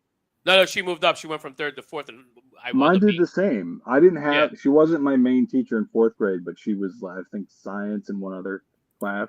So I still had to see her. I was furious. No, she was my main teacher for everything both years. Right. So yay me. Like, so in my school, they did, like, I'm old school. I'm in my 50s, so we didn't like change teachers till 7th grade. So it was like, ugh. And it was only I think we had like 1 or 2 that we went to starting in 3rd grade. Oh, okay. But I like that idea of making you figure different things out, because not every teacher's good with everything. And I get that. It makes sense that you would do that. I subbed for a long time, which, I mean, I wasn't very good at most of it, but I would have to like switch up day to day. Yeah. So I'd get there that morning and have to figure out what my job was that day. Yeah. Like, if I had to teach a bunch of 11-year-olds all the information that they need to learn, it's like, I don't know some of this. No. There's no way. But first of all, listen, I sub too. You know what my job is as a sub? Hand out the assignment. Yeah. That's outside of that, it doesn't matter. Easiest. Because they're old enough that if they don't do the work, it's their fault, not yours. Yep. But if you're doing like 3rd grade, they expect you to be the one to like get everybody on task. Oh, so no, there's no way I could do that. Harder, yeah. I only did high school, but they asked me like a couple times if I would do the middle school one. So I'm like, That's the only one that I stopped going to. Yeah. Yeah, I'm like, I could use the money, and then they're like, I like being here. They liked me better at the high school. All the teachers that were at the high school liked me more. I'm like, all right, I'm in. Yeah. Because I got sent to the high school a lot because I'm tall, so they're like, oh, they'll respect you. I was like, I don't think that's how it works. Why? How tall are you? 6 feet. Oh, okay. So they're like, oh yeah, 14-year-old boys will physically have to look up to you, and then I'm like, I don't think that's gonna matter. No, but it was fine. It was a good gig. I just hated the hours, No, actually, it's the only thing I liked about doing that. It was the pay that sucked for that. Yeah, that was terrible too. Yeah, now that I think about it, it's disgraceful. I can deal with the. Well, you know what it is. So, like I said, I enjoyed doing the high school. The only problem is like I was understanding, and they would ask me advice, and I would give them real life advice. I'm like, do you want the real answer? Or do you want me to give you the appropriate answer? Right. They're like, no, be real with us. I'm like, all right, between us, blah. Yeah. And then one day I would do that when I would sub the preschool too. They would ask me stuff. I'm like, well, I'm going to give it to you straight, 4-year-olds. It's time to learn how the world works. That could be a blessing and a curse. You know why? Yeah. So I sent my son to Catholic school from pre-K to second because it was cheaper than daycare. Yeah. So he was there, and they were doing a lesson on what the meaning of New Year's is. So they were going back to school. And what happened 7 days after a Jewish boy's birthday? Snip, snip. Mm-hmm. So I told my son, I'm like, they're celebrating Jesus' bris. And he told the teacher. I mean, the timing checks out. I'm like, hey, you tell the kid the Bible's wrong then. Go ahead. Yeah. She had no answer for me then. I mean, the Bible says 7 days, we cut it. Celebrating Jesus' bris is crazy. I never thought about that. No, people forget Jesus was Jewish. Right. He was a Jew. He was a Jew. It was one of the good ones. Yeah. Not part of the I don't know, machine. man. Did somebody just because it was too expensive? Was somebody's response to that? They just go, Jesus. That's me. All right, so where are you from, Glenn? Yeah. I'm from, I always say West Jersey, which people then tell me is not part of Jersey, but I'm out like Warren County where all the farms are. Yep. That's where he's from. That's where I grew up. Yeah. I grew up in I'm near Phillipsburg, but nobody So you're like, nobody knows the actual town. And it's small enough that if I say it, then I might as well just invite people over, at that point. But I'm near Phillipsburg. Like that's where I went to high school. What are you in Clinton? Further, I'm right on the border with PA. I go there for the Cracker Barrel, so there you go. My wife drags me to that Cracker Barrel. Okay. I'm like, all right. And I have a friend from high school that moved over that way. I'm like, he's like, when you come out here next, you got to fucking invite me. I'm like, okay. Okay. I'm like, I don't make plans all the time to go to Cracker Barrel, but you're in. I will let you know. I get that a lot because people will drive through, like comic friends from New York. They're like, oh, I was driving out to a gig in Ohio, and I drove past your house, basically. I was like, oh, you should have stopped. They're like, no. It was at like 11 at night. I'm not going to hang out. But that's what. No, it's better when it's in reverse. I'm like, oh, you could have stayed with me when you came by. I would have taken care of you. Yeah, so you're by the Free Bridge, right? Yeah. All right, so I was by the 80 Bridge. That's where I grew up. Okay. Johnny's. Yeah. Okay. I was just down there. I was driving to a gig, and I passed Johnny's. Were you Buttsville? I forget where. That's a real town, Buttsville. I know. Yeah, that's a real thing. I was in Bethlehem the other day helping friends with a video shoot, and he lives right off of Buttstown Road. And I was like, I'm 42 and I'm a professional comedian. Nothing's funnier than a street named Buttstown. Like, oh yeah. Buttsville, yeah. Buttsville. And then you hear the GPS say it. It's great. I laughed so hard. I like when they try to be professional about it, though, the GPS. Yeah. But Bill. Or Buttesville. Yeah, Buttesville. Yeah. Like, well, there's no way it's Butts. It's Butts. Yeah, B-U-T-Z. It's always Butts. It's named after a dude, right? It's named after the guy that, like, probably down in the town. Bet that guy was a real piece of shit. Right? Yeah, right. That guy was a piece of shit. Dude, it's such a small town, bro. Like, the local fucking auto shop is also the post office. Well, so I used to live in Lawrence Harbor. The post office was also the liquor store. Okay, yeah. Which is awesome. That was the one thing I loved about being there. It was a fucking shithole. But I'm like, we have a post office liquor store. Yeah. You can't beat that anywhere. You can't beat that. Oh, that's how you know the country's going down. Mountain, right? Well, listen, your check comes in the mail. You go right that's next where my door. grandparents live. Schooley's Mountain. Mountain. Yeah. Yeah, the little corner store. The Eagle's not there anymore, but that was the post office, the corner store, the general store. I would go. My grandfather was a firefighter, so we would do like the Christmas party at the firehouse every year, and they had like a big moose on the wall, like a moose head.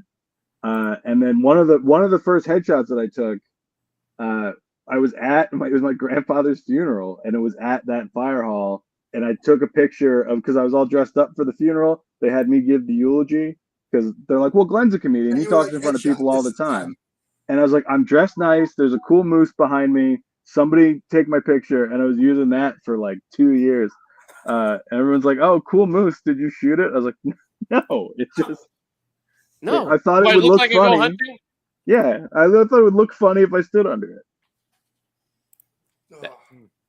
How long have you been doing comedy? 2009. So 15 years. Nice. Yeah. Went to school for film. And then couldn't get much film work out of school. Saw a lot of comics were getting hired for like writing jobs that I wanted. It's like, I'll just go do that till I get a writing job. But this is way easier than doing film stuff. It's so much more immediate. It's more fun. It's more what? It's easier than just going to get a good writing job too. Yeah. I mean, it worked. I had one for a couple of years, but it's like, yeah, this is better. Like, I would rather just do this. I mean, I like doing film stuff when the opportunity comes up, but now it's mostly. I went to school. I was trying to write and direct stuff, and we did a feature my last year, and then trying to get another one made. It was just like, I do not have the money to fund this myself. Nobody else wants to give me any money, so I was just doing like boring freelance stuff. Where the main thing I was doing was filming high school football games, but not even for the schools. I was doing it for like. Individual students' parents were hiring the company that I worked for. Oh, to do their reels. Yeah, I was supposed to like film and then edit the highlight reels, but I don't know anything about football, so it's like I don't know if it's like the quarterback. I don't know what a highlight is. Yeah, if you're the quarterback, I understand what your job is, right? If I see you throw it or you run good, I know that's a good clip. But if you're like a tackle, I don't know. I don't know what a good hit is in football. Like, wow, so the guy, my boss of the company is like, you got to stop editing these, or you have to learn how football works. And I was like, well, I'm not doing that one. I'm not doing either. Yeah, I could shoot, like I knew what to follow and I could get the whole game recorded. But then when it's like, all right, pick out all of number 68's best plays, it's like I don't know, man. Is he the one who ran the ball? Because yeah, the defense really got some on this one. Yeah, he got hit really hard, but he didn't die, and I'm pretty impressed. But he got up. He got up like a man. That's a highlight. See, that's what. Yeah, and then he's like, none of this is usable. It's like, all right, man, I don't know. See if any of the chess players at the school want me to film their matches. That I understand. Rook 5. Yeah, listen, I don't know the rest of it. No. I can't tell you more. Yeah. That's a piece. You got it. My daughter, I have a 12 and 6-year-old daughters. My older one will like sign up for every activity at the school except for chess club, and I think it's just because she knows that's the one that I want her to sign up for. Why would that be the only one? I mean, I'm fine with her doing whatever she wants, but I like chess a lot, so I'm like, oh, if you signed up, I could like help out with the chess team, and like they asked me to like be an assistant soccer coach, and I was like, oh, no. I mean, mainly because I don't want to, but yeah, but also it's like, well, I travel a lot, as a comic, so I'm gonna miss half the season, and I wouldn't be good at this. But chess, like, no, I can teach kids how to play chess. Like, I'm not great at it, but I know the rules and can get them started. But she doesn't want to do it, and it's got to be because she knows, this is what the old man wants out of me. I don't need your help, Dad. Yeah. Leave me alone, Dad. You're like the crazy softball coach with chess. Yeah. Yeah. What are you doing with the rook? What are you doing with the rook? You take that. We went and looked at their school, and finish him. the one because she plays volleyball right now, and I go and I watch the games. I was like, great job, you're really hitting that ball over the net. But like I get that one because it's a simple game, But other parents are like screaming at soccer games and stuff. They're like, I don't even know the terms that they're yelling at. I'm like, they're 11. Just enjoy the game, If I was watching my kid in chess, I would be pacing. It would be so intense for me because I'd be like, I want her to do so well. But yeah, it's like when she's doing soccer or whatever, it's like, yeah, have a fun time, just get out there and enjoy yourself, kid. I'm not invested in victory here. I just want my kid to have a good time. Would you be giving her before her chess tournaments? Pliables. Oh, it's a great question. Prevagen. I don't know what that one is. I've only started booster. That's for if you have dementia. Okay. I was saying, do they sponsor the show? Not yet. Is this a plug? I wish. I only recently. Listen, only sponsors we have are Cold Cock Whiskey, Spunk Lube, and Fleshlight. The trifecta. Oh, and don't use them together. Why not? Yo, I'll use that flashlight while watching. Listen, you're sitting home, you're watching efuck.com. Yeah, you see something you like that you turn you on. You grab the Spunk Wasn't Lube the second one a brand of glue? Let me see that. I thought you said glue. Oh no, Spunk Lube. This is like a Korean vagina. That's different. That's kind of the opposite of what I thought. I thought you said glue, and I was like, well, yeah, don't. No, you don't want to mix glue and spunk. Yeah, that's what I meant. That would just be weird. Although I could see somebody using that on a cheap film set. It's like, you ever want to fuck the ceiling fan? That's what that looks like. Dude, honestly, the pistol grip pocket pussy is fucking ridiculous. I like that one. Pistol grip. That's I don't use it. I'm just saying that's my favorite one to look at. Like holding it, it's awesome. Never use it. New car smell. I don't use it. But that should be your shifter knob in your car. How hard are you jerking off? Yo, can you imagine smacking someone? Is that like brass knuckles? What's that? Is that got the individual holes like brass knuckles? Yeah, like brass knuckles. It's ridiculous. Thank you for the better view. That's going to haunt my dreams tonight. Thank you. Now the 6-year-old's not there. You said, right? Sharp? No. Right? It does, doesn't it? It looks like it wouldn't be pleasant, but apparently it is. I don't know. I'd fuck my dick with that. I've seen what you fuck your dick with. And yeah. I guess that's not really a fucking tall order. Right. I got my dreidel. Yeah, I spun it last time too. It's a lot of fun, isn't it? So Glenn, what was the movie that you wanted to make and have the funding for? The one I made in college, it was the professor I had the most in college always like drilled into us. He's like, write for what you have. He's like, unless you have a spaceship, don't write a movie set in space. But I was like, I live near Merrill Creek. It's like a big reservoir with a lot of woods. It's like, I know they will let me film there. I have friends who will show up and walk around the woods. So it's just like the whole movie is just two sad teens walking around because that's what I had. And then when I got out, it's like, oh, now that I have one movie done and like it made not a ton of, but some money, someone will give me money to do another one. So I had all the other scripts that I had written in college. So I was like, somebody please finance one of these. And what is your favorite one though? Out of those that didn't get made? I found my flash drive from college that had a bunch of the old scripts on it. And I think the one that I liked the most that I would probably try to do, like if I got a call today, like we will give you a budget to make a movie.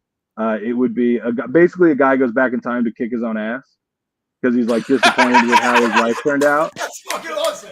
So he's like 30. That can't be expensive. That can't be that bad. No, I mean we shot part of it, but it's like Back to the Future where like he goes back in time and he is weird with his own mom. But he's like, in mind, he's like 30 and he's not happy with how his life turns out. So and he blames like his younger self. So he gets sent back in time and he's like, I have to go beat my own ass. And then he like has to learn a lesson why that's like it's still his fault. And then they have to figure out like Back to the Future basically have to figure out how to get home and all that. I like it. Yeah. How much does that need? Oh, I've not done a budget breakdown on it in a while, but it's fairly small cast. The effects are minimal. If anybody wants to, Right. I'll probably give I'm the script interested another in that. pass. I'd watch the shit out of that. I think would that's too. awesome. I think you can make a sequel because what if There's The first one yet. What if you no? What I if you kick haven't his ass in watched the it. first one and then he comes back more evil than the second one? You got to kick his ass again. Yeah, then you got to go back another time. Kick his ass again. He actually makes himself I told you tougher. not to do this. Yeah, you became The other more one, the younger one, goes into the future for revenge. Yeah. And now they got to team up. Yeah. Beat the shit out of the No, original. that's part 3. They have to double team the guy. They jump I him. gotta go back in time and run a train on myself. I don't know what happened. There's a movie that came out recently. I think it's called My Old Ass with Aubrey Plaza, where it is.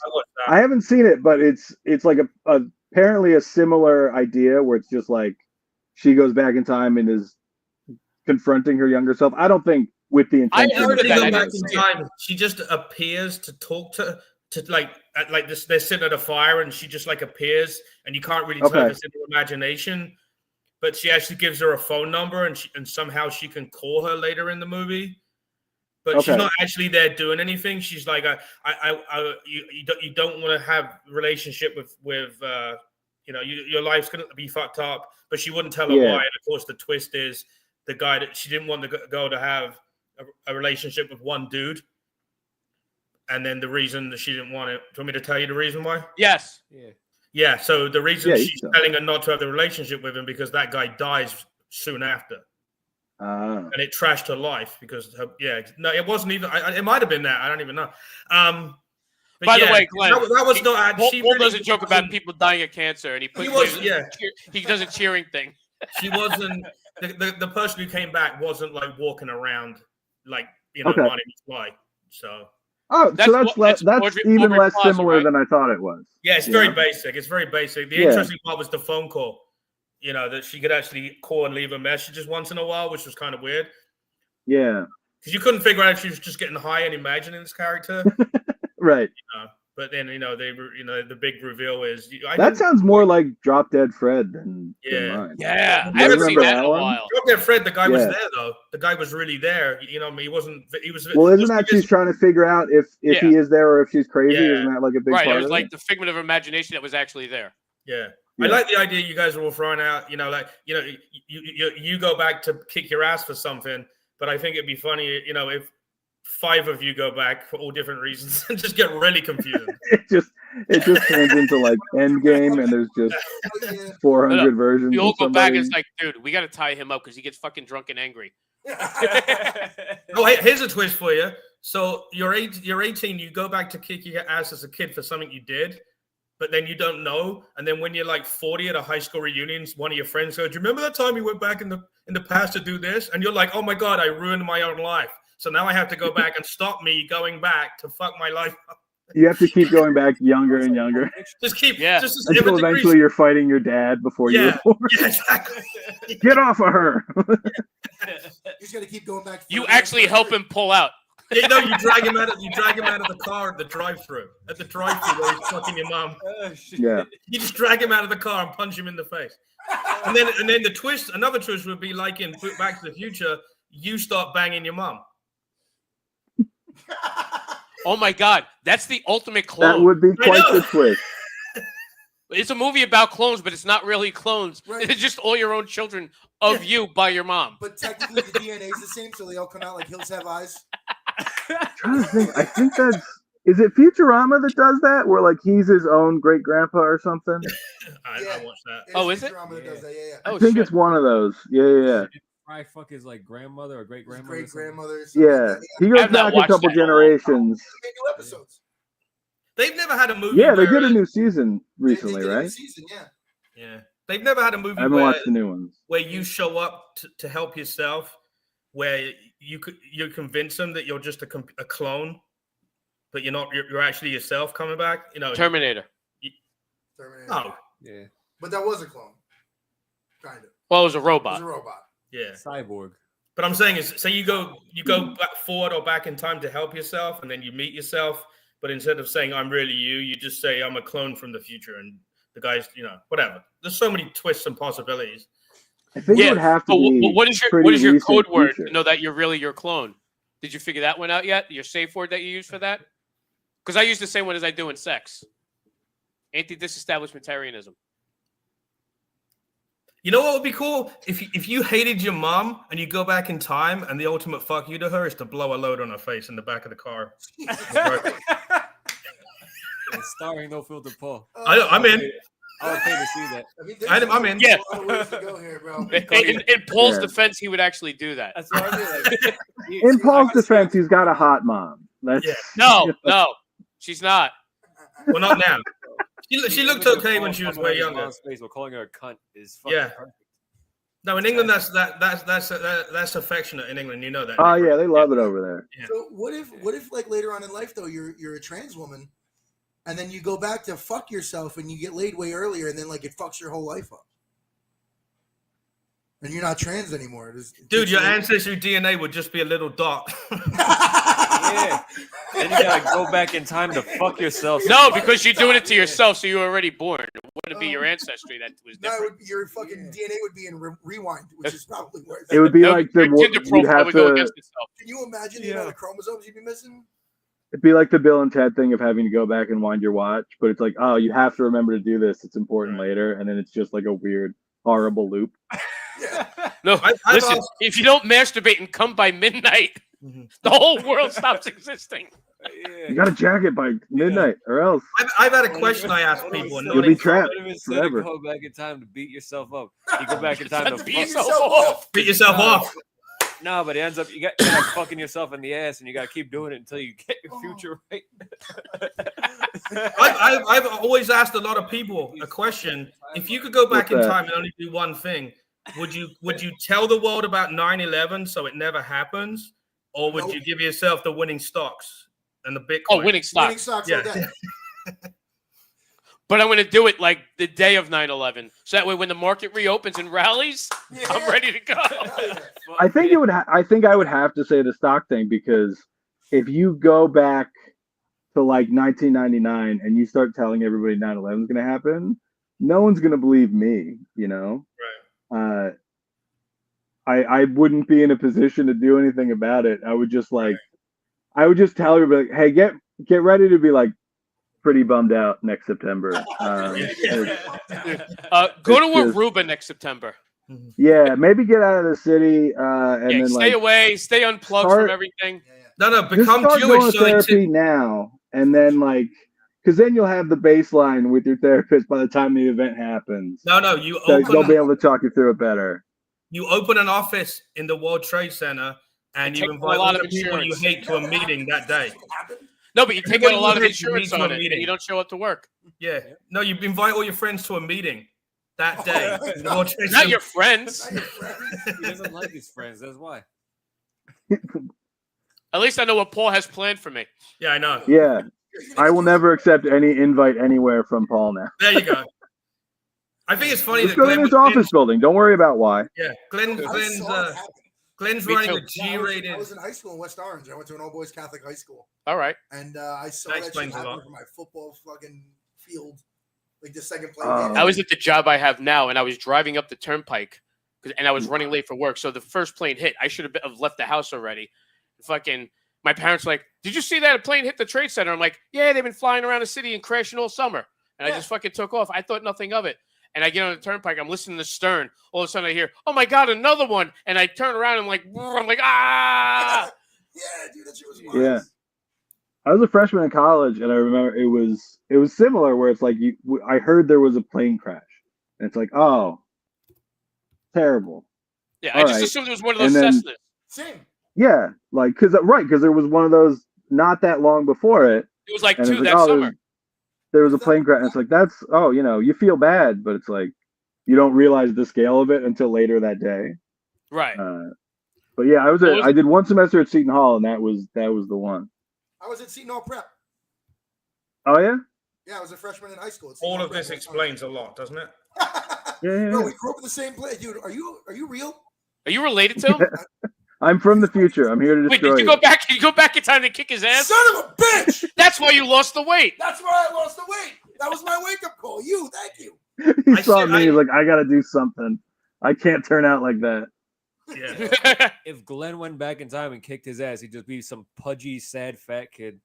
wait. You know what the fuck I am Because now? now you're like allowed, you could fight, like you could do all these crazy things, but they would just be depressed and eating ice cream. I'm still doing that. I just maybe a little healthier doing it. No, we don't have ice cream. I checked. No, we do. Well, that's You weren't on the last shopping trip. I guess I He's was. not on any of the fucking shopping trips. I know, but Yeah. so you weren't paying attention when he bought it last time. No. Yeah. No, You're a bad lover. You're the worst, bro. I got 2 things of ice cream in there. I made him fucking breakfast the other day. You wanted to put magic I shell always on your spit on penis? You guys are facts. I have magic shell at home, the Reese's one. I know. I've told him, like, if I don't wake up when I'm driving him to work in the morning, he has every right to smack me in the head with his dick. And dude, he wakes up every fucking time. I'm so disappointed every time. I only didn't wake up one time, and I was like, if I ever do that again, you have every right to smack me in the head with your dick and film it. That's You That's can fair. just ask him to do it. You don't got to put weird conditions on it. Yeah. Nah, I'm a man of honor. He's a man of wealth and taste. Yeah. You can be like, hey, you Respect know, my we've been principles. friends for a long time. I think it's time to take it to another level. You know, There you go. Yeah. It's like Jay and Silent I Bob. want the best for you two. Yeah, I want you to be Yeah, Jay happy and not together. so That's Silent what I Bob. want. Here's the Hey, thing, I've actually Yeah. solved. Both of I've you solved- talk way more than Silent Bob. I've solved the riddle. What you do is you go back in time, you tell yourself about the stocks, and you just tell yourself to become Jewish, and then they tell you about it the day before 9/11. honestly, bro, I would do that just to know what the weather's gonna be. No, you know what it's like to convert? Fuck that. I just want to know what they are. Yeah, it seems like a lot of work. I'm good. I know. I had my foreskin removed at the factory for simplified maintenance, bro. Fuck that. On New Year's. I knew you. Shalom. Shalom. No, so wait. When I was in college, in 98, I took a class based on, I was a criminal justice minor. And I did a class on terrorism. And they talked about bin Laden. Now he called the U.S. a paper tiger. And he had something in store for us. And that was in 98. Oh yeah. When that happened, it came out that it was him. I was like, did I actually learn about this happening? Yeah. Like, what the fuck's going Yeah. on? You learned about the Jewish guy that took out the insurance on the building before he had to hit. Yeah. with guns? Well, that was my business class. I had the same semester. Wow. Business and insurance class. No, I didn't have that one. Yeah. I would be a little smarter with that if I did. Not much though. Just a little. just a little. Just When what I was the remember other? from When was test. the other one? The where they, like, 93. parked- that was But kinda- Paul, okay. tell your 93 story. So the first time I ever came to America, the second day I was here, my friend's dad took me to the World Trade Center, and there was a sign up that said 0 visibility, and the guy wanted $12 to go up, and like the tight fuck I am, I said, "Fuck you! I'm not paying $12 to see nothing." I walked a block, and they bombed it What? in February 1993. Yeah. Yep. Holy shit. Now, same time, I was working for a customs broker before I started college, and I was supposed to go there that night to the customs office at the Trade Center, and it's like, hey, take your lunch now. We're going to send you on Monday instead. So I went home and took a nap because I was partying the night before. Nice. And I get back to work like, oh, you were lucky. I'm like, what do you mean? It was like, but you didn't hear the news? I'm like, what news? I was just taking a nap. They're like, oh, yeah, they fucking bombed the Trade Center. I'm like, That's what? wild. That's the one where they put. I was just Bombing the being U-Haul. 10. Yeah. Yeah. That's what I was doing. What? I was just being 10. That's all I had going on.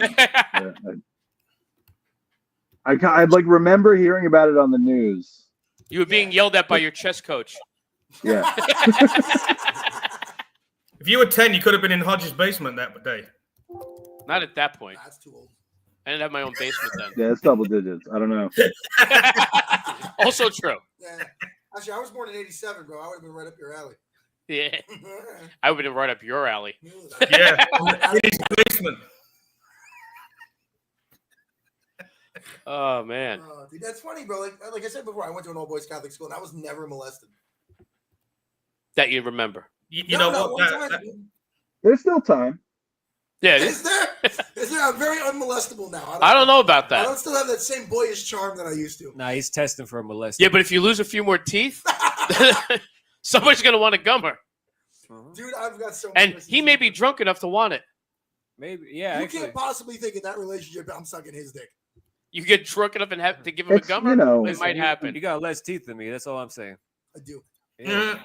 And a sexier mustache. And it's well, of course. Yeah, I don't really try to grow it. It just kind of happens because I'm a Mexican. I'm one of the Mexican sub races.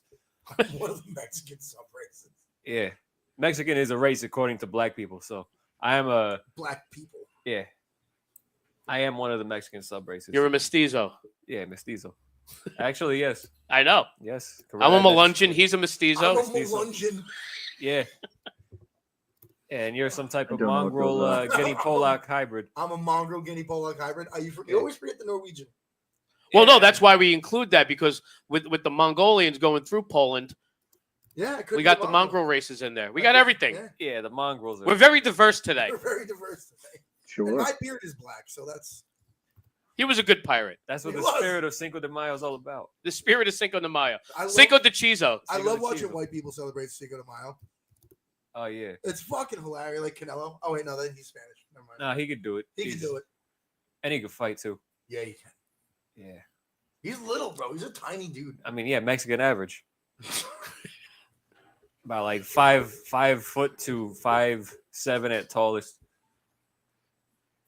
5'7". That's pretty tall. That's pretty fucking tall. Wow. Yeah, but that's like tall for. But is he in lifts? I said that's the tallest though. Yeah, he's when he has his lifts. Like Tom Cruise in his lifts. How the fuck did they get all those shots of him standing above people in his movies? Was he standing on a box? Well, either that or they have the literally, yeah. You stand on a box. Yeah. No, or you do it like they did with the Irishman and De Niro, where they gave him the ridiculous looking platform shoes. Have you ever seen that? Yeah, he was walking around. He was walking around. Yeah, Like that's all the de-aging stuff, and that looked terrible. Yeah, everybody looked like they were made out of Play-Doh. I couldn't get over it. The best part of the movie is when he's kicking that guy's ass in the store, you remember, and he throws him to the curb, and you hear that fucking punching noise. It sounds like it's from like 1970. Or it's like, I don't remember, but I believe you. It's like the cheesiest fucking punching noise. Like they did way too much with that movie. It's where the guys just like breaking celery stalks. Yeah. That's how you like phone breaking in movies. You want to see bad? I just watched the Alto Nights this afternoon. The one with De Niro's two different people. The two different mob bosses. It's called the Alto Nights. It's brand new. He plays. Oh yeah. Good and bad, good and bad as they are mob bosses that like grew up as kids, as friends. But one of them is like his face, and one of them is like him with like a bigger nose and like a ramp. Didn't Tom Hardy already do that in the movie? He was a twin. Yeah, no, that was Arnold Schwarzenegger. No, not that twin movie. You know they're making show he did? You guys know they're making a sequel to that called. That was Danny DeVito with lifts. No, Eddie Murphy is the third triplet. It's they've been trying to pull that off for years. Yeah. Is Disney remaking it? Mm-hmm. That's been in the works for a while. They keep like pushing it back. I wonder if you know what it is. It's gone woke now. So fucking Eddie Murphy just walks out and goes, "I identify as white," and that's the whole fucking movie. It's just the same joke for an hour and a half. Yeah, it's an hour and a half. Everybody cashes a check and goes home. I'm still laughing the fact that Glenn came onto the show to talk about his G-rated time travel fucking movie, and we just made cum jokes. No, that wasn't the reason. I just brought it out of him. Yeah, he never said it was G-rated either. No, yeah, I've done dry bars. So everybody thinks I work clean all the time. It's like, well, no, I just get asked to do a lot. I'm a 42-year-old man from New Jersey. I say bad words. Like I don't. Of course you do. But you couldn't say it right now. No, I couldn't think of a good one. But I do. Like I get asked to do a lot of like. Before the pandemic, I did a ton of college gigs, and they usually ask you to work clean. And I do like a bunch of corporate stuff. And it's like, yeah, I'm happy to do it, but I don't know. I'm talking to a friend of mine about it. Jack. Yeah, absolutely. Because if you can work clean for an hour, you can charge more. Like that's why I do it. I have friends who work clean because they have like religious convictions or whatever, where like they don't swear in their real life, and it's like, why? I don't trust. I don't fucking care. Like, yeah. I don't know. Glenn, I was talking to a friend of mine about. I'm going to teach you some English. Bollocks, yeah, we'll go with British ones. Yeah. I'm going to teach you a handful of English curse words that your kid won't know. Well, that's my mean third grade teacher. She was an old German woman, and she would swear at us in German. My friend's grandfather it was like a World War II vet, and he taught us German swear words because he thought it would be hilarious. So when she would do it, we're like, we know what you're saying. Like, my friend's weird grandpa taught us what those words mean. And yeah, she's She was a miserable old woman. I ran into her. I was shopping. I was like grocery shopping or something with my mom in college, and we saw her at the store. And she's like, "Oh, isn't that your teacher? Go say hi." I was like, "I would rather shove her to the ground." Actually, I'm still mad. She's like, "Get over it." I was like, "Never. I will never get over it." All right, so I'm going to teach you a couple. You're going to call people a tosser. Let's hear it. Tosser and wanker both mean jerk off. Yeah. Slag means whore. Wanker's a good one. Yep. Bugger is good. That means bugger off. Bugger actually means fuck someone in the ass. I like batty boy. What if I call you a batty boy? Is funny. Use your dick as a bat up someone's ass. Someone's been watching Ali G, huh? Yes, I have. I love Ali G. Yeah. Phenomenal film. Fucking Plonker and Pillock are just you're an idiot. I love Pillock, bro. Pratt is an idiot. Pillock and I love Muppet. You fucking Muppet. Twit is is idiot. Piss off is go away. I think Twit's made it over here. Yeah. I don't think it's that popular. Knob is your dick. But you can get away with twit and it's not a thing. Bell end is the tip of your dick. Mm-hmm. That's a good one. What if I called you a pufter? Yeah, that means you're gay. So you got it right. Yeah. Okay. Pufter. I should change my name on the screen to that just to make you feel better. But yeah, you should definitely. There's a few websites that have like the top 50 British curse words. Like if someone's really ugly, you call them minging, minging, minging. So look at that chick, she's fucking minging. And if she's old, I know her. I met her. She threw a pizza. Right. Oh yeah, and minge is no one. Minge, M-I-N. Yeah, Ming again. She threw a pizza. Yeah, minge is a vagina. Pussy. And then if someone's an old lady and she's mad, you call her mad old bint. B-I-N-T is a new one too. Every time I talk to my friends in England, in like 20 minutes, I have all these new words. They make shit up on get like the language update. Yeah. I'm still trying to figure out when America started saying minute instead of a long time. I haven't seen you in a minute. What? Oh, for a while. You know, but I'd love to know the origin of some of these. It's been a minute since they started that. Yeah, I don't like it. Yeah, exactly. I remember that at least in like college. I remember it in college too, and I went a while before you. Talking of college, Dave, apparently they're going to start collecting your money now. Start? No, today they're going after all the people who are behind. Yeah, they're coming for you. I'm not behind. Well, you're not ahead either, though. Listen, I defer as much as possible. I don't know about anybody else here with college debt. I defer as often as they allow it. No, I paid the whole thing when I went. Not me. Yeah, but he went to community college and his bill was $18. Shut up. Well, I went to a local state school, and somehow my $4,500 a semester turned into $60,000 in debt. Isn't that wild? Well, it's funny. No. They kept saying, my one semester at Seton Hall was most of my student loans after, and I switched and went to Ramapo after one semester at Seton Hall, and I stayed there for 5.5 years, and that cost less than one semester at Seton Hall. That makes sense. Dude, I went to seminary, man. But the classes were easier at Seton Hall, right? Yeah, I think I failed French, which I thought I would do. I took it for 4 years in high school, got by with a C-, but it's like, well, I know enough to pass like French 1. I did not. I don't know. I don't remember any of it. Tu parles petit peu français? Nah. Yeah, not even that good. All right, well. I knew what you were trying to say, but I knew I couldn't get the exact translations. I'm like, nah, I know what you're getting at. Yeah. I remember the phrase "Je suis l'ange jeune fille," which is "I am a little girl," but that's from a Muzzy commercial that played all the time when I was a kid. And it's like genuinely, that's if gun to my head, if you're like speak something in French, that's the only thing I can pull. I mean, gun to your head. That's the one I know. Thanks, Aretha Franklin. Yeah. Voulez-vous coucher avec moi? Would you like to share a bed with me tonight? That's what she's saying. Would you like to sleep with me? Yeah. No, thank you. I appreciate the offer, though. I would sleep with Aretha Franklin, even now. Yeah, I'd fuck it now. Yo, Shaka Khan, I'd fuck now too. She doesn't look like she aged that bad. No. Probably a lot of flash, taking a lot of drugs, but I don't give a fuck. What? He'd fuck David Khan, let alone fucking Shaka Khan. David Khan is fucking hilarious. Do you know who that is? Yeah. That's a good question. I don't. No, I don't. I think you're just making a name up. No, David Khan. That's he was in what? What was that show? The casino show, that daytime television show. He was in a bunch of stuff. Casino show. Look him up. Because you would Daytime definitely casino television show. I mean, if he was pretty enough, maybe. Who knows? I only know that the only casino television show I know is the one from the movie Casino that De Niro's character did. Oh, no. Welcome to Ace Rothstein Show. Yeah. Hey, this guy, right? Yeah, that's him. This one?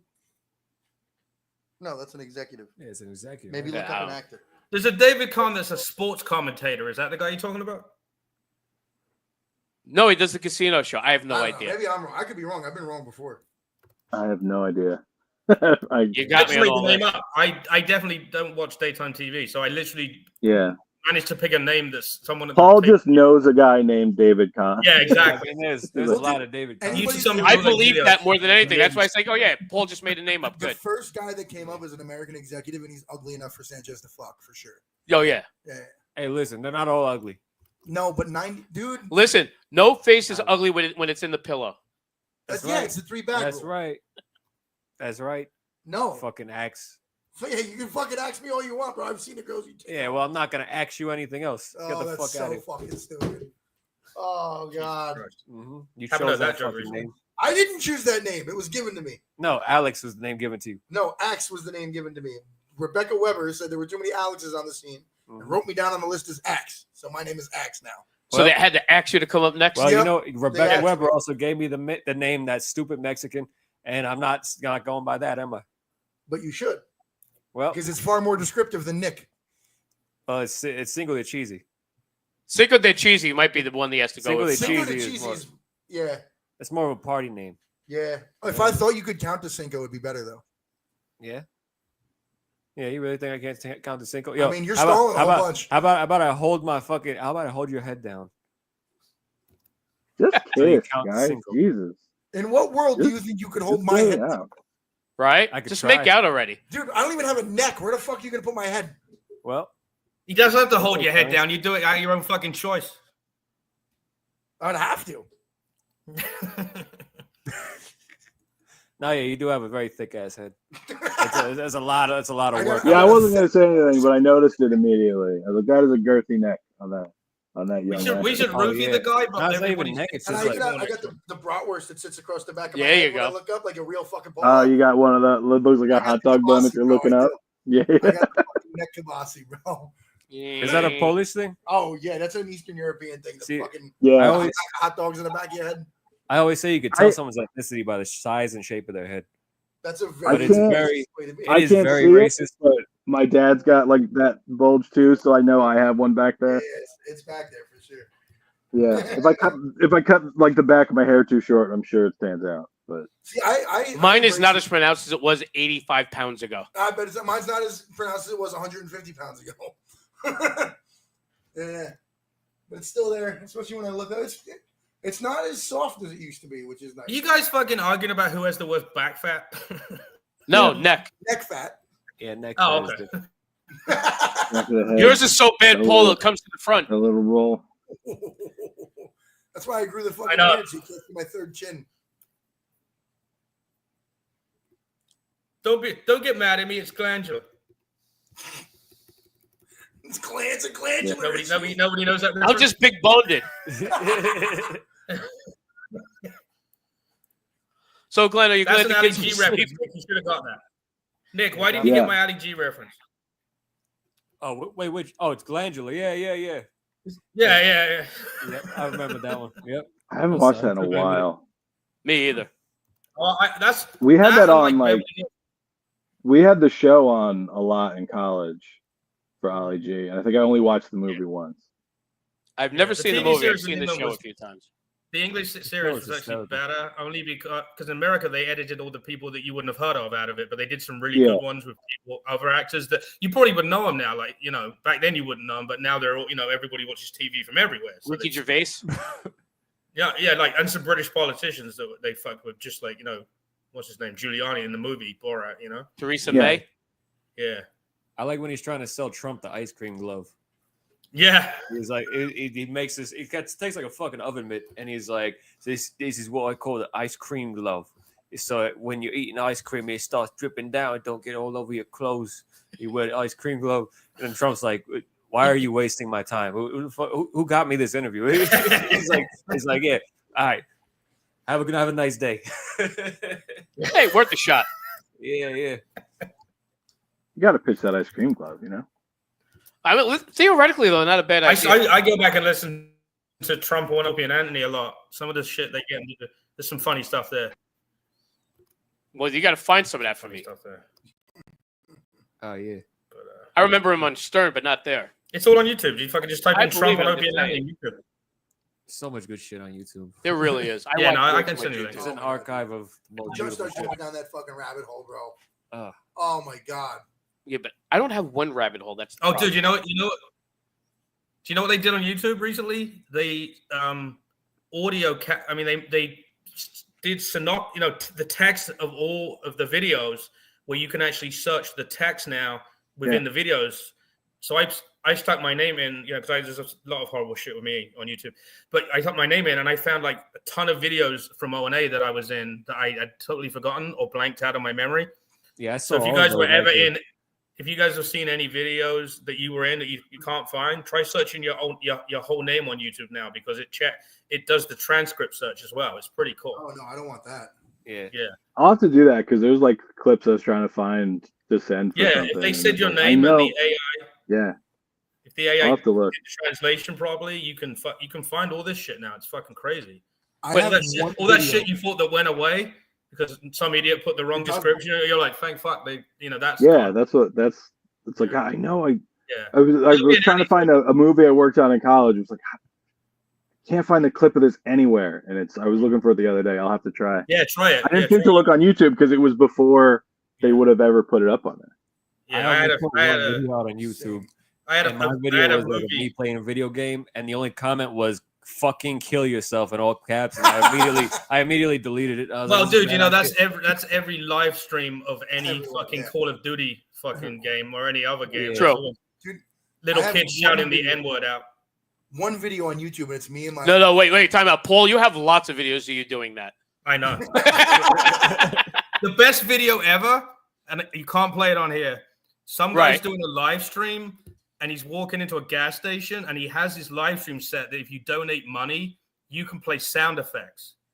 So he's in this Wawa, and somebody's playing the N-word 4,000 times out of his phone. That's fantastic. He starts a fight with two homeless people outside because it's just going nee. The funniest fucking thing ever. The guy made $500 in donations. It got so bad that they were in an RV. It was a bunch of guys, like influencers, whatever you want to call them, in an RV. Some of these people came in the RV and started beating him up. That makes sense. It was, dude. It's like 6 or 7 minutes long, and it's just so many different. Like you watch something and it just suddenly goes in like 5 different directions you weren't expecting. This is one of those clips. Fucking the worst thing ever, but you can never play it. It's on YouTube, of course, because YouTube don't care. I love that. Well, Glenn, speaking of stuff on YouTube, how many times did you do Dry Bar? Just the once. Oh, okay. I went out. I filmed it January 2020. Just in time. Everything was super cool and normal after that. But it took it was like a year and a half before it came out. That sucks because if it came out during the pandemic, you would have been fucking bigger from that. Well, I thought that's why it took so long, because I was like, I'm sure they're not in the office editing specials. But then every other comic that I've talked to that's done one, they're like, no, it's how long they take. None of it was topical. Like, it didn't matter. And but things like, The Sopranos become the #1 streaming show because people all went back to it. So imagine the views you would have got if it was out, after a few months rather than. Well, people weren't allowed to do much else. Yeah. And you can fucking edit videos at your house. What the fuck is wrong with those people? It came out July 2021. So you called the tail end. Things were open, and it worked out because then I started booking. That's why I do a ton of corporate work, is because of that clip. Oh, nice. Because it if you can just send somebody a clean half hour, this guy's not going to show up and list his favorite slurs for 20 minutes or whatever. He'll just Paul. And oh, sorry. But so after that came out, I was still doing a ton of virtual shows in 2021. which I got used to them, but it's so different than like doing it live took some getting used to after, because I was still doing live shows in 2021, but I was just doing so much virtual, and like I do a bit about it now, but I did one for a company in India, so I had to perform at 3:30 in the morning. So I'm like, I set an alarm for the middle of the night, and then everyone is muted and their cameras are off. So I'm like half asleep just talking at a black screen for an hour, and I have no idea if it's going well, if my internet cut out. And I was like, I feel insane right now.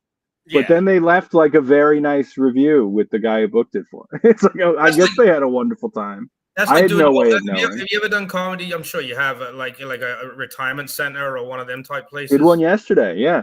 And you do it, and you're going through it, and you don't get a lot. You get no reaction until you. At the end of it, they're like, "Oh, you're the funniest thing I've ever seen," and you're like, "What?"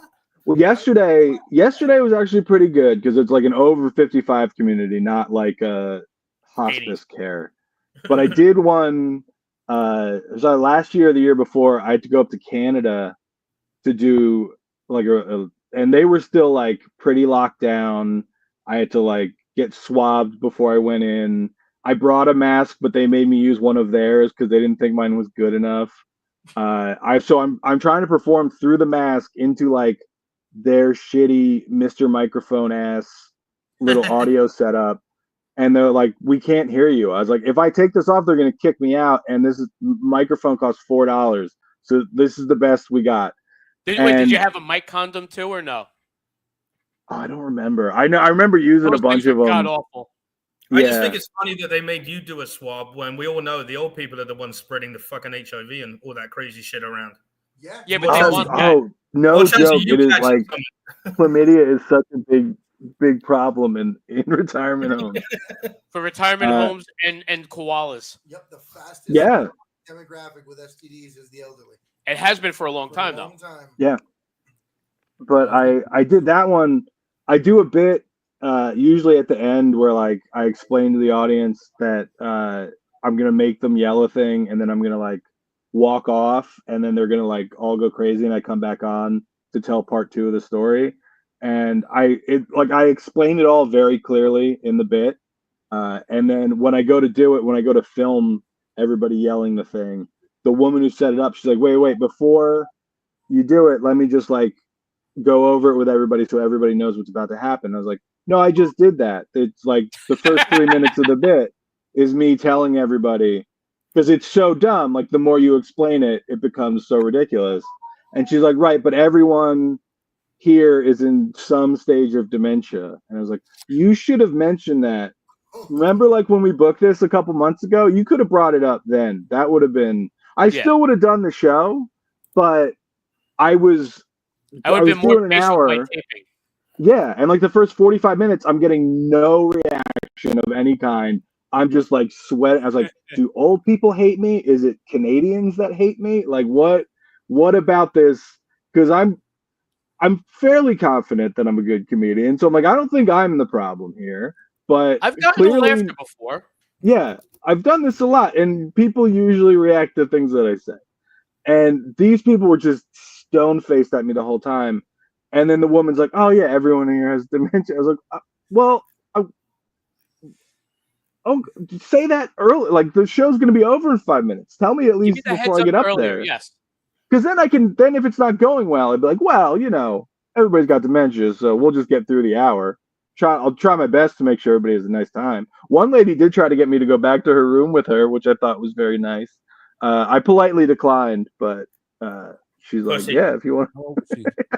Yeah, so you're gonna come hang out. How old was she? And did her teeth come out? Oh, well into her 80s. Oh, her teeth came out. You should have did it. I wish I could remember the fucking woman's name, but there's a woman who goes into those like places with dementia and sings to the people. Ethel Merman. I think they would have liked that more. No, because like you can remember songs. I'm trying to find it while we're talking. I have a video of her. Ethel Merman. I already said it. Making them sing along about dying. It was fucking. You're like, what? Which song? No, she made it up. She writes some more. She Now writes we all lay these me songs down to about sleep you fucking because that was creepy to teach children. having a brain tumor and shit. That was a prayer. Yeah, I remember. I used That to was say a- but that there was a was- song similar to that. I can't remember the name. That one came It to was, mind first. What'd you call it? It was a Metallica song. Right, Yeah. Enter Sandman. Yeah, Enter Sandman. no, Yeah, but I they like do no, like there the was prayer. an actual song that like was similar to that. Yeah. Like I don't know. I don't know. It's been a Dude, while. Now we lay me down to sleep is a crazy, crazy prayer. Dude. Yeah. So, To teach a child. so wait, here's the thing too. I was actually just talking to Nick about this earlier today, right? So if the biblical God created everything, right? But like you could still get possessed and shit by a demon. Didn't the biblical God make that demon? Yeah, he did. Right. So prayers are basically like fucking protection money from the mafia. Yeah. Right. Here's this thing that I created that's gonna fucking hurt you. But if you mention my name, they'll go away. Well, not Yeah. just that though, because you got to remember he started by saying, "Yeah, but don't eat from this tree." But you have Right. everything else, not this one. Not this one. To a human, we're gonna touch the wet paint sign. Of course we are. We're bro. gonna eat that goddamn fruit. Absolutely, we're gonna eat that fucking fruit. And you know what happened after? I was like, now you did it. Yeah. Now you're screwed. Yeah. Like, listen, Yeah. if that woman would have listened, goddamn bitch would have fucking paid attention. No, they don't. They don't do that. Oh, Dave, I know look- better. Look at me. So the woman's name who does this is called Polly Wally. Holly Of Waller. course it is. So she's the Wiggles for the seniors. Her Instagram is the real Polly Wally, and she posts videos of us singing to like fucking people in diapers and getting them to sing along about being in their diapers. It's fucking horrible. I mean, But in somehow Are she they gets into it? what's going on? the real Polly Wally. POLLYWOLLY. Did you bring a clip up yet? I can't. You got 4 screens up. Oh, damn. Never mind. We What saved do that you for think? next I was trying to remember her name. Are they into it? Does it look Yeah, like? you can't even tell if Just they're how into it's it or not. pronounced to them. They don't know what the fuck's going on. Yeah, exactly. They might It's be like a into it. badass trend. Yeah. They're at the fucking rock show at the planetarium. Well, think about bro. They it. don't If fucking they're know what's happening. 80, that means they partied in the 60s. They're having flashbacks again. Exactly. She's singing to a bunch of Parkinson's people about how let's shake it, baby. Well, at least they're dancing. They're doing their chair dance. Wait, did you ever see that on PBS? They do the chair dance exercise. Yeah, that's like a thing. Well, That's like, a married it, thing, like Dave. I'm not watching that shit. you wake up. I think it's like 10 a.m. and they're like, "Oh, you're in your chair. You reach for this. You sit up. You reach on that side of your chair. It's You just sit up." fucking occupational therapy. Yeah, it is. Oh, it But on is. PBS, it's a TV show though. I'm like, are you kidding me? No wonder they're cutting funding. Sponsored in part by viewers like us. Yeah. Fuck PBS. Fuck PBS, bro. So what, you just go? Is it just? It's like a workout thing, but you're just going through old people exercises. Yeah. Take the book off the shelf. I'm not gonna lie, that sounds great. Like that's. I have a spinal disease. I would love to just do like some chair-based exercises instead of hitting the gym. That sounds incredible. All right. I just I'm see gonna the have to channel, look- Dave. I wish they did I'm gonna- Trump-based exercises. I'm just gonna have to look it up. Wait, hold on. It's called Sit and Be Fit. Sit and be. I'm gonna bookmark that for later. That's what I'm Dave, look doing at the after the second- show. Dave, look at the second video down in the link I just sent you. Oh. It's terrible, but I liked it You because like the video? that's who I am. Listen, I hate like stuff. I'm sorry. Oh yeah. I hate like stuff as well. I'm also the person that if I find somebody's social media, I may go back like 5 years and like a post. Oh, there's nothing funny that Dave scrolling down. Yeah, he scrolls down years of posts and fucking. I'll go on a YouTube video that's like 3 years old already and like a post from like a year ago. Oh my Like, god. wait, what? You're fucking diabolical, bro. That's fucking crazy. That would drive me. I'm too autistic for that, bro. I wouldn't be able to fucking handle that. Like, so, oh my god, how do I delete it? What the fuck? You know what Dave? You know what I like to do, and I've told you this before. I like to go to GoFundMe's. Yeah, but she's 18 now. I know. Yeah, 8 is too old. But I go to GoFundMe and I make a donation in the name of someone they really hate for like a penny. In the name of your Lord and Savior. Yeah, I was in Opie's chat and I donated a penny as Anthony Cumia a couple of weeks ago. Of course you did. Of course you did. Oh shit. Oh my god, that's fucking funny. But you know, son, that's on bread for you and for him. I know. Because I could actually see Anthony doing that too. I assumed it's like bots, but that'll happen. I've noticed recently on Instagram. I'll get somebody who like a really old post, but I will look and it just looks like I do that AI 20-year-old, and it's like, oh, you're probably just a robot. You're not. With 7 friends, and they send you an instant message about, "Hi, I want to make OnlyFans videos with someone." Hi, where are you from? Yeah. Yeah, this 20-year-old definitely doesn't want to really know me. Right. Yeah. After she looked at pictures of me and my wife on vacation. Yeah. I got one of those last week, and like instead of like buying into it, I kept talking to her, and I do too. But I ended up therapizing this fake woman. A robot? You I was like, robot? No, I think it was like a person that made a fake account. So I was just acting like I was therapizing this poor girl trying to sell ass on Instagram. I was like, there's a better way to do this. Listen, I do that with not just the Instagram bots, but also like bad sales calls. Oh yeah. I right, Paul? What's that? Bad sales calls. I turn them into sex fucking lines. Oh, we make videos. I actually started a Facebook group that I'm working on called Prank the Scammers. And what I do is all the emails I get with the 800 numbers saying that you spent $900 on a fucking, geek fucking squad bullshit or an iPhone. That's the one I've been getting a lot lately. I post all the ads in there with all the numbers, and I started making videos of us calling these people and using, when they ask you what your name is, that you're like Jack, and they're like, me off and all that, not as hacky as that, but try and be original. But the last one I did, it went on for like 20 minutes with this Indian guy, and then I accidentally got racist at the end, so I can't play that one. Accidentally. Yeah, accidentally. Yeah, I asked him when he last took a shower. You called him Pakistani instead of Indian. Got it. No, you can do that. No, I asked him when he last took a shower, and then it went downhill really quick after that. What you mean is you forgot to mask, not you accidentally were racist. Somebody left their hood in the Dodge. I mean, What?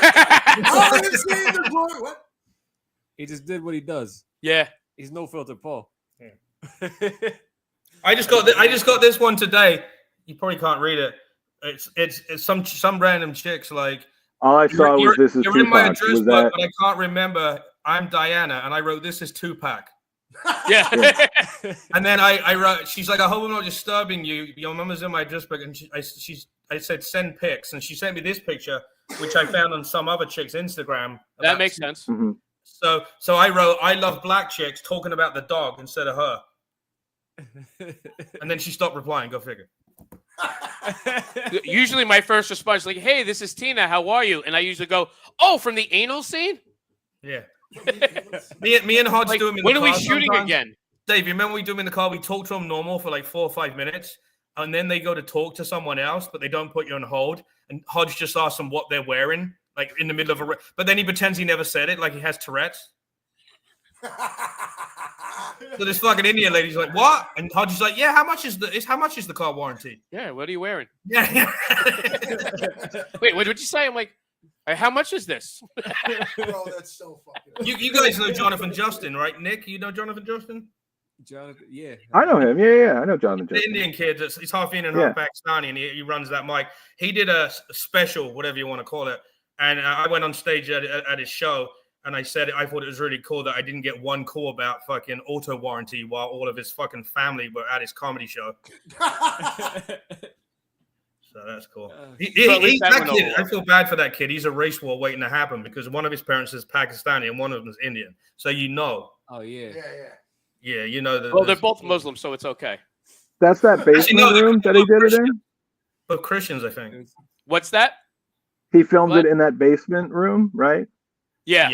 If you call anything, if you record anything there and call it a special, I will drive to your house and shoot my AR-15 through your window. Hey, I went and did his pizza mic the one night. Well, let's go to the basement. Yeah. The Pizza Town USA at Elmwood Park. Yeah, because I think he tagged me for this. Like because he put it in whatever Facebook group we were both in. I had the night free. I like pizza. I was like, yeah, I'll go do pizza mic. Yeah, it's probably. I actually run the New Jersey Comedy Open Mic page. That's mine. So you might have seen it in there. Oh yeah. Yeah, that's probably what it was. And so I went, and then he was telling me about this basement place, and he's like, "Oh, you should go do it." And I haven't actually followed up with it. And no, he just wanted to. He was just going to do his bringer. He had to bring. Yeah, he's like, you show up in a I've known you for 5 minutes. Follow me into this dark basement. Okay. All you gotta do is tell him where you live, like almost, in the middle of nowhere, and he'll realize there's no Indian people there, and he'll start talking to you. There's a couple. There's a really good Indian restaurant in my town, which my wife's one of her college roommates was Indian, so like her mom would send her back with like all this great Indian food, and then when this place opened up, we're like, it's weird that it's in Warren County, New Jersey, but this is like legitimately pretty incredible, right? And we've not had her roommate go to like verify it, but we like tell everybody that it's great. It's called Clove. Not to dox myself, but if you're ever near Phillipsburg, New Jersey, yeah. I got you, bro. I'm not gonna say anything. It's pretty close. I was gonna sit there and wait for you. Yeah, meet me there for lunch tomorrow. I'll walk over. You're not gonna know I'm there. You're gonna ride by one day and see this big fat guy. Yeah, he'll walk. No, he knows what you look like. I'm just gonna recognize the neck bulge and be like, oh yeah, no, I know him.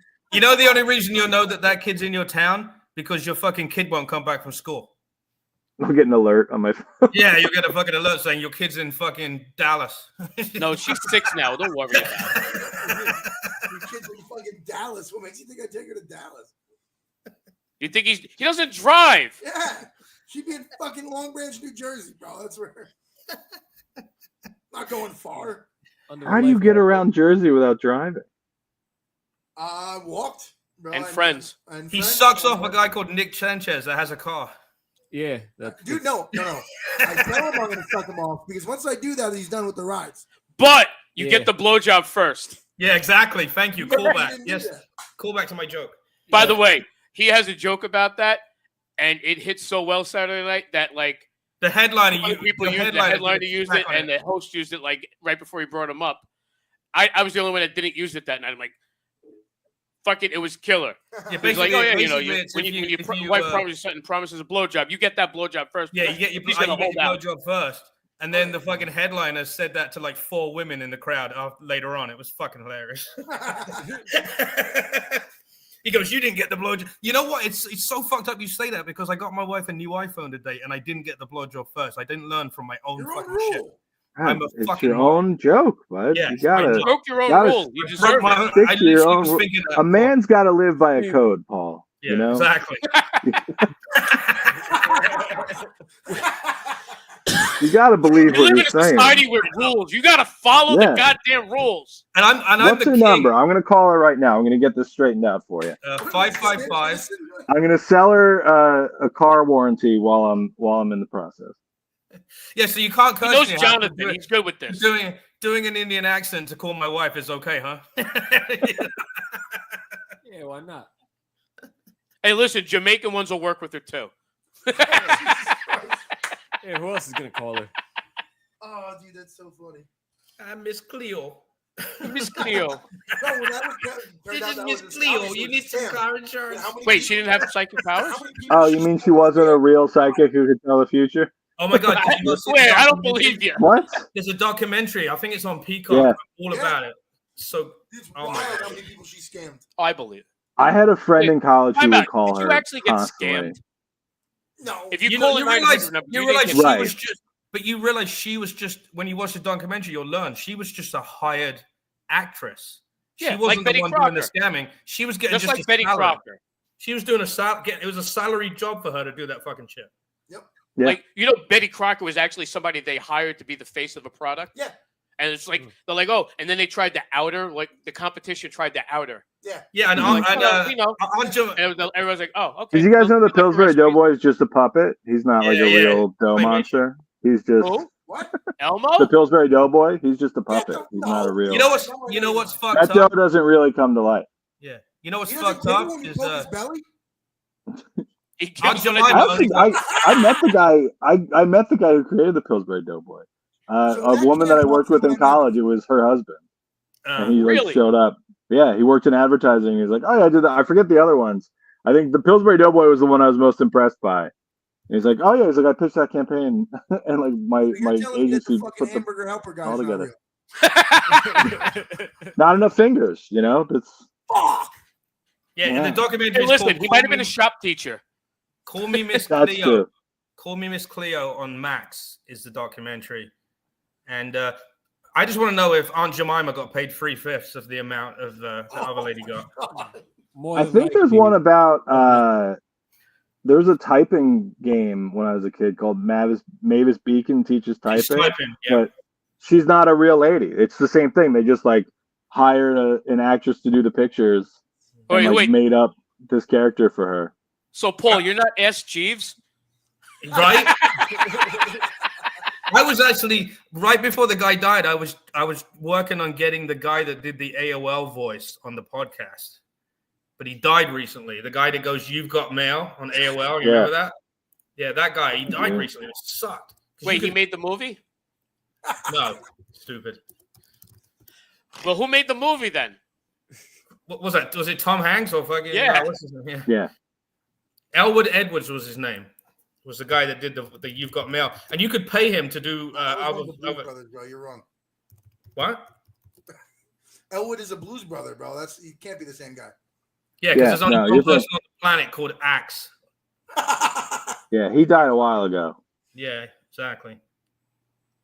Oh wait, no, Elwood was Aykroyd. He's still around. I got him. Yeah, the AOL guy died in November. Mentally, that brain loss went a long time ago. Although I like him, the older and wackier he gets, the more fun I think he is now. A fucking whack job, bro. Every like newer interview I've heard with him, it genuinely seems like he's always having a great time. I'm like, I love that for you, Dan Aykroyd. Dan Aykroyd, you talking about? Yeah. Yeah. What if he's having a bad time? Fucking Chevy Chase.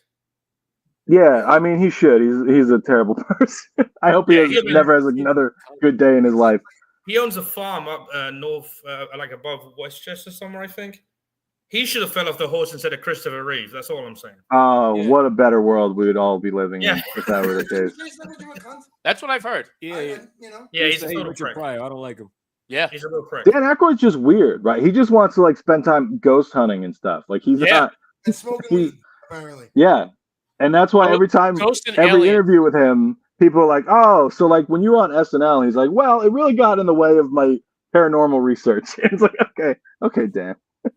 Do you remember when they all said they wouldn't do cameos in the new Ghostbusters movie, and amazingly money fixed that because they all did it? Yeah.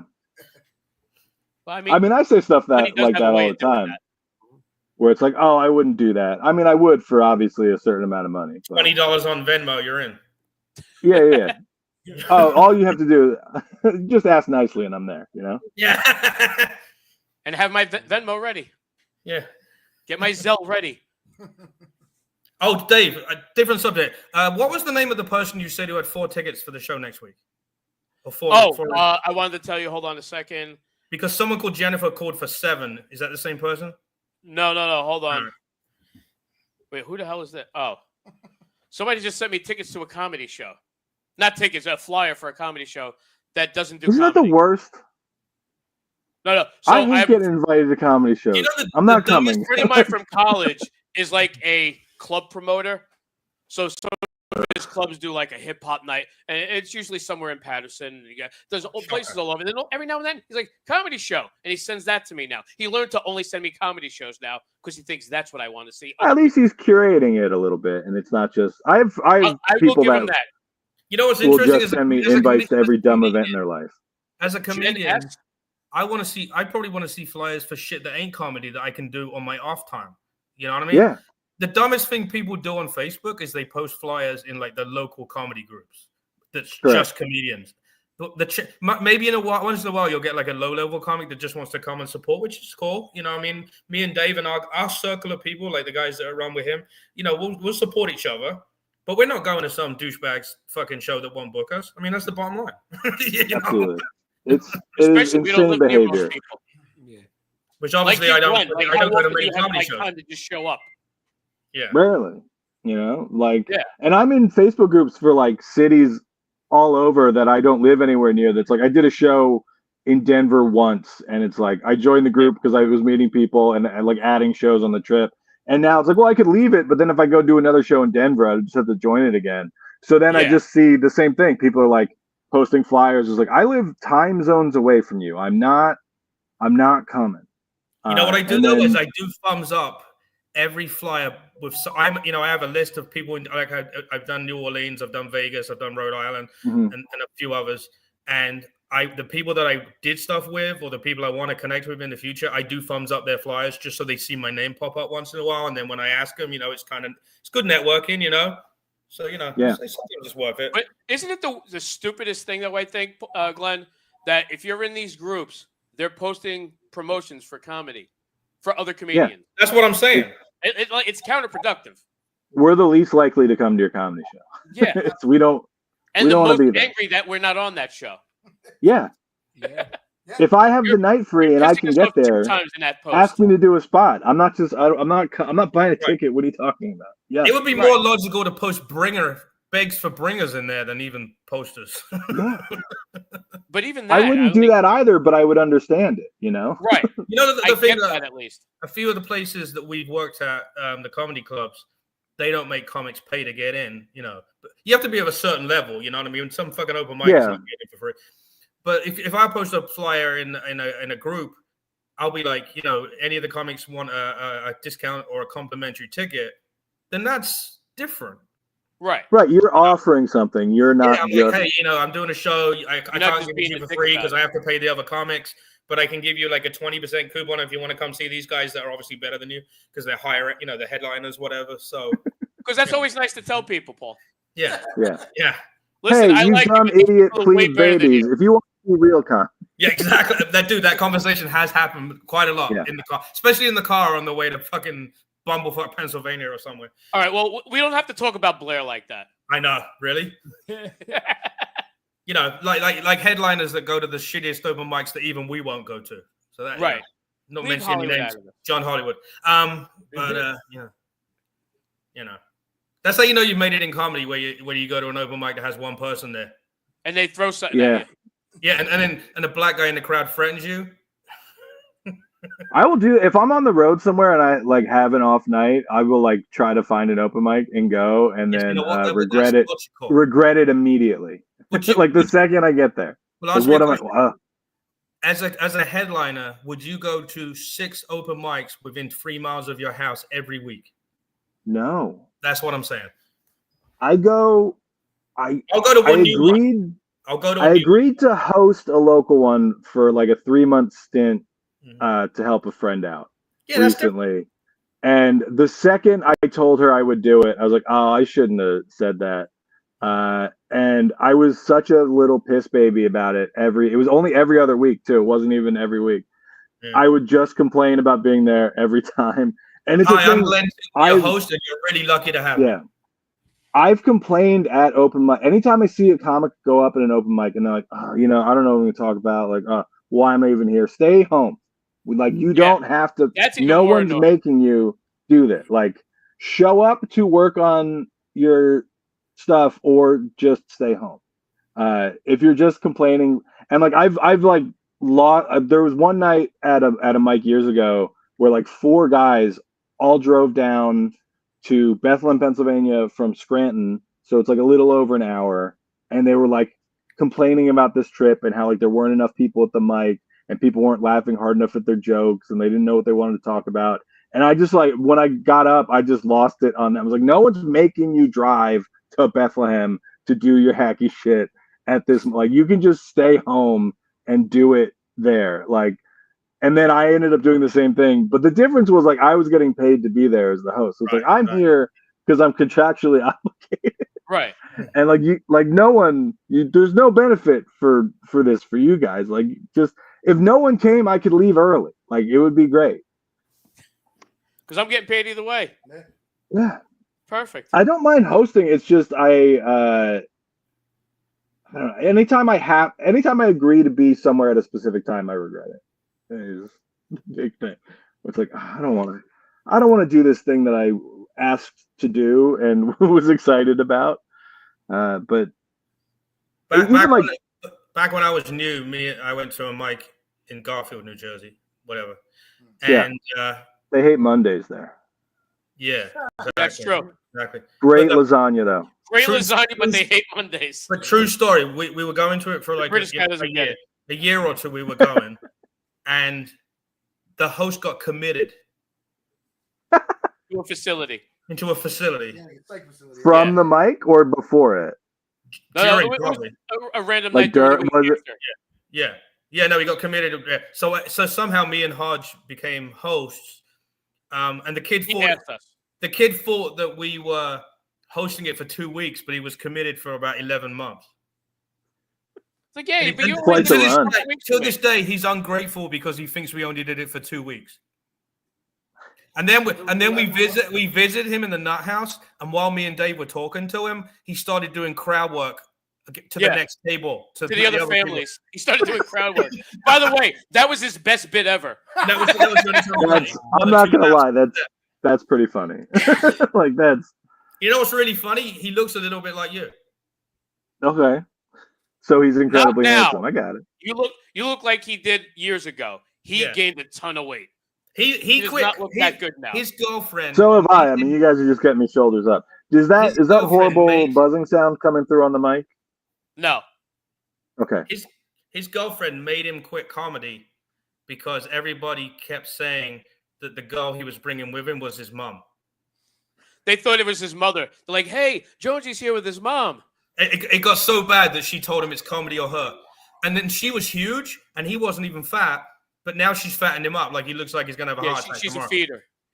The whole thing started because he went to a comedy show at the Comedy Cove. Oh yeah. He showed up late with his girlfriend. He was downstairs, and one of the waitresses came upstairs and said, "Hi, can Brendan Jones and his mom come up to watch the comedy show?" And then from then on, it was just a thing. Oh, and then that's all anybody. Yeah. That's the kind of thing that sticks in a group with a group of comedians. Yeah, they exactly. we'll never let that go. Also, with your girlfriend, your girlfriend or wife will never let that go either. If everybody thinks she's your mother. Yeah. The best thing he did was quit comedy. The worst business for other reasons, but yeah. The worst thing is I don't see why she just doesn't stop going. Axe has never seen this guy. That's the worst part, and he already knows why. She used to be a comedian, also. That was their initial love connection. But then the stage broke, and then she couldn't go on anymore. The fucking stage broke. Fat bitch. Paul's a giver. Yeah. Paul's a giver. He's a loving personality. Jesus. All right, so what is the craziest gig you've ever had to do? He's doing it right now. Yeah, this. Besides I meant actual gig. I know that I'm crazy. I know the worst one. I'm trying to think if there's one that is just like more ridiculous. I'll think of it while I tell. So the worst one, I forget if it was Hamilton or like a town near. I know because I had friends who lived in Hamilton, and I told them to come to the gig, and they backed out last minute, and I'm so glad they did. At City Streets? It was at a fire hall because they're like, oh, okay. Was that Dave Evans? No, I wouldn't remember. It was they knew like my dad's like a distant relative knew these firefighters, and they're like, oh, we're doing like a big 100th anniversary celebration for the fire hall, so we want to have a comedian. And he's like, my cousin's kid does comedy, he's great. So I get to the fire hall, and it's like fire halls do comedy all the time. Like it's a pretty common venue, so I don't think it's weird when I take the gig. I get down there, it's a pretty big room, a lot of tables are set up. It's like, oh no, it'll be nice. It'll be like a lot of people. Because when they explained it to me, I thought they meant like this was a big community celebration. Instead, there's like 7 firefighters, and then they're like, all right, we're gonna start. And I was like, oh, we're gonna let people in. They're like, what do you mean? I was like, what do you mean? And they're like, it's just us. And I was like, oh, I thought there would be like an audience. And they're like, we're an audience. I mean, technically. So they sat in 3 different, it's like 7 or 8 of them top. Oh God, even worse. They sat in 3 different groups at different tables that were not next to each other. There's no sound system or lights. I'm just standing up at one of the tables next to the chief that I was talking to before the show. And I think I was only supposed to, it wasn't like a full hour. I think I was doing like 20 or maybe 30. And the whole time I was just like, guys, if you guys all sat at one table, this would actually be better for all of It might you. work. It's not going to be better. It's never going to be good for me, but you guys will have a better time. And they just were not listening, could not have cared less about anything I was saying. At one point, I could hear one of the other firefighters at one of the other tables was just like watching stand-up clips on his phone. And I was like, not mine. I want to be clear. And I get through the time because I don't have a lot of skills. I will talk for however long you need me to talk. Yeah, it's like I don't care if it's not going good. I'll do the time. I'll sweat it out for however long you need. And then the chief is like, "Well, I guess I still got to pay you." I was like, "Yeah, because that's why I talked for the full 30 minutes, so that you can't say that I didn't." So he walks me downstairs. There's like a rec room with a couple of couches and a big screen TV, and then he walks me like past that to his office to pay me. And I was like, "Hey, man, just so you know, for next time, and please don't ever do this again. If you did it in this room, it would have been 100 times better." And he's like, "Well, we can't because that's where the stripper is going to be." And I was like, "Well, no, that's fucking funny. You can't. if the stripper was on first, then I don't want to do the show in there after. Like I don't. If she's on after me, she's not going to be like, "Ew, a comedian was in here." Like it would have been, and it was. Dave Bush does an open mic at a strip club every week, by the way.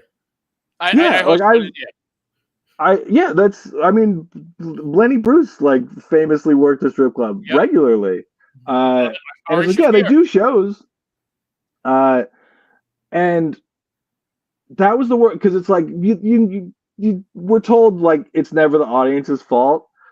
Sometimes it's the guy who set the shows up fault. And like that's like you firefighters, you guys did this to yourselves. Like I'm not the reason this went poorly. You could have booked the greatest comedian of all time to do this show, and you might have had slightly more fun than with me, because this was like years ago. So like I wasn't as still not polished. Seasoned. Like the jokes were pretty good, but like if something's going wrong, I was worse at just like rolling with it.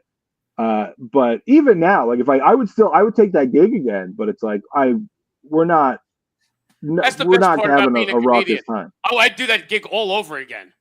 Oh yeah. I will agree to whatever. I mean, again, like if you're paying me to be there, I'll show up. And the wildest thing I think is actually I've been getting asked to do weddings a lot lately. Okay. And every time I try to talk them out of it. And it's like, I'll charge you enough that I'm willing to risk ruining your wedding, but don't do this. Because like the wedding, like it's all about the couple, right? And our whole job is getting everyone to pay attention to us while we're talking. Like that's counterintuitive to the spirit of a wedding. Not the if you roast the couple. One. Well, that's one. The first one I ever did was years ago. This woman hired me to roast her and the wedding party, and it was the bride doing it. And I was like, right, but I don't know any of you, and you're not famous. You don't have like public personas I can work on, and you're all going to be dressed pretty much the same. So I don't have a ton to work with. She made all of her friends fill out like worksheets, and then I had to just like I'm like, this sucks. Do homework. And it was at the reception, and I kept telling her, I was like, oh, if we did this at the rehearsal dinner, that might be kind of fun, because it's basically just, it's going to be the wedding party, some close friends, family, but it's not going to be 200 people who don't know what's going on. And she's like, no, it'll be so much fun. I think I was supposed to do 45 minutes. She let me cut it after like 10. And she's like, oh, that didn't go well at all. It's like, I told you it wouldn't. And we have it in writing. I said no. Pay me. Yeah. The craziest one, I did an Indian wedding in Jersey, and they are like multiple day-long events. And my wife's roommate from college I mentioned earlier, we went to her wedding, and it was like the church part of it was 4 hours. It was so long. And the groom's father was the one who booked me for it. And I tried to talk him out. He's like, no, my son and his wife, they love comedy. I was like, do they love mine specifically? Because it's like a big swing to do this at a wedding. He's like, no, it's going to be great. But there's like a whole entertainment portion of the evening. It wasn't like just me. Most of the other ones, They're like, oh, like they'll do a couple announcements. They have me talk for like half an hour and then dancing. A couple jugglers. This was like dance groups. They had a woman who's apparently very famous in India, like zoomed in to sing a song. Oh, nice. There was like a bunch of acts, and I was just doing 10 minutes in the middle of it. But right before I walk up, the dad who booked me is like, oh, I should have mentioned this earlier. Culturally, Indian people don't really laugh at jokes. Have fun. And I was like, oh, I mean, Thanks. what? That's all I got. Like, I don't know what you've seen clips. Like, that's all I have, man. But he told me to be there at like 6, and I wasn't on until 9. So I'm just like milling about an Indian wedding for 3 hours as the only white guy there. Everyone's just kind of staring at me, trying to figure out what I am doing there. And I don't think so. Have you guys been asked to work as a surprise? Yes. Yeah, oh yeah. We've sucks, driven right? to Like gigs that's 150 miles away that no one in the place knows we're doing. Yeah, I don't know why this is a trend recently, but it absolutely sucks. Some of the weddings that I've done have been a surprise, and I'm like, guys, it's never a good idea, but this will make it truly horrible for your friends and family. I love the intros. They when filmed like, it, and go ahead. They filmed it, and I asked them to send me a copy, and they never did, because I opened by immediately throwing that guy under the bus, and I was like, hey, I'm a comedian. My name is Glenn Tickle. Before I came out, I don't remember the guy's name, but he told me that like culturally Indian people don't laugh at jokes, so I don't know what I'm going to do for the next 10 minutes, and they all laughed at that. But he just meant so there were like a lot of people flew in for the wedding from India. I think that's what he meant, because like the younger people in the audience who like I assumed lived in America were all like pretty into it. The couple seemed to be having a nice time. So like they didn't send me the video. I was like, am I wrong? Did it go horribly? And they didn't want to send me the clip because they thought I would feel bad. They're probably like, oh my God, my parents arranged a marriage and that was bad enough, and now they arranged this fucking Now we got to listen to this idiot talk about his marriage for 10 minutes. No one cares, Whitey. And it's stupid. Like, he brought this man in. White man came here. He showed up recently. Facebook will do the thing of like people you might know. He was one of them pretty recently, and I was like, I saw the face. I was like, I know that guy, but I don't remember from what. And then it was like 2 days later. It's like that wet. I should have friend requested him and followed up and tried to get the clip because I want to see it. Because it was like a 2-camera shoot. It would have been a good clip to use. Perfect. I think that's almost as real. That's almost as bad as if they did right before the next act. We want to give a moment of silence for Grandma that died yesterday for cancer. And now here's Glenn Tickle. I just put a photo up on Instagram today. It's the picture that I ended up using for my first album, and it came up just in like my iPhone photo memories or whatever. And I was like, I was doing a show in Tamaqua, Pennsylvania. And while I was waiting to go on, a guy who was like setting up the event was doing this one pretty bad poem, but it was like super depressing. It was about like his friend who OD'd or something. Like the whole event was to raise money for this charity that works with like addiction recovery.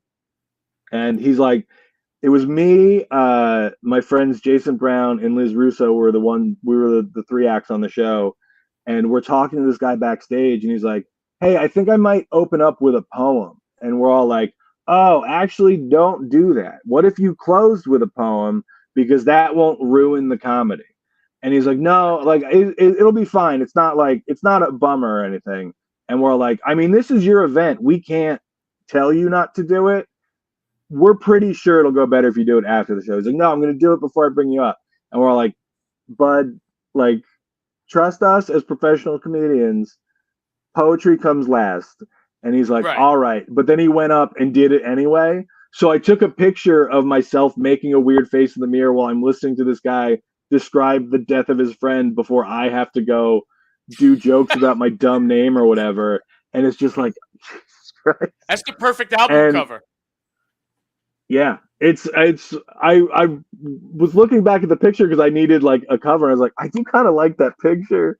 And I was talking about it with my friend who was at the show. I was like, "Would you remember?" Like, I think I took the picture to text it to him of like, "What the fuck is this guy doing?"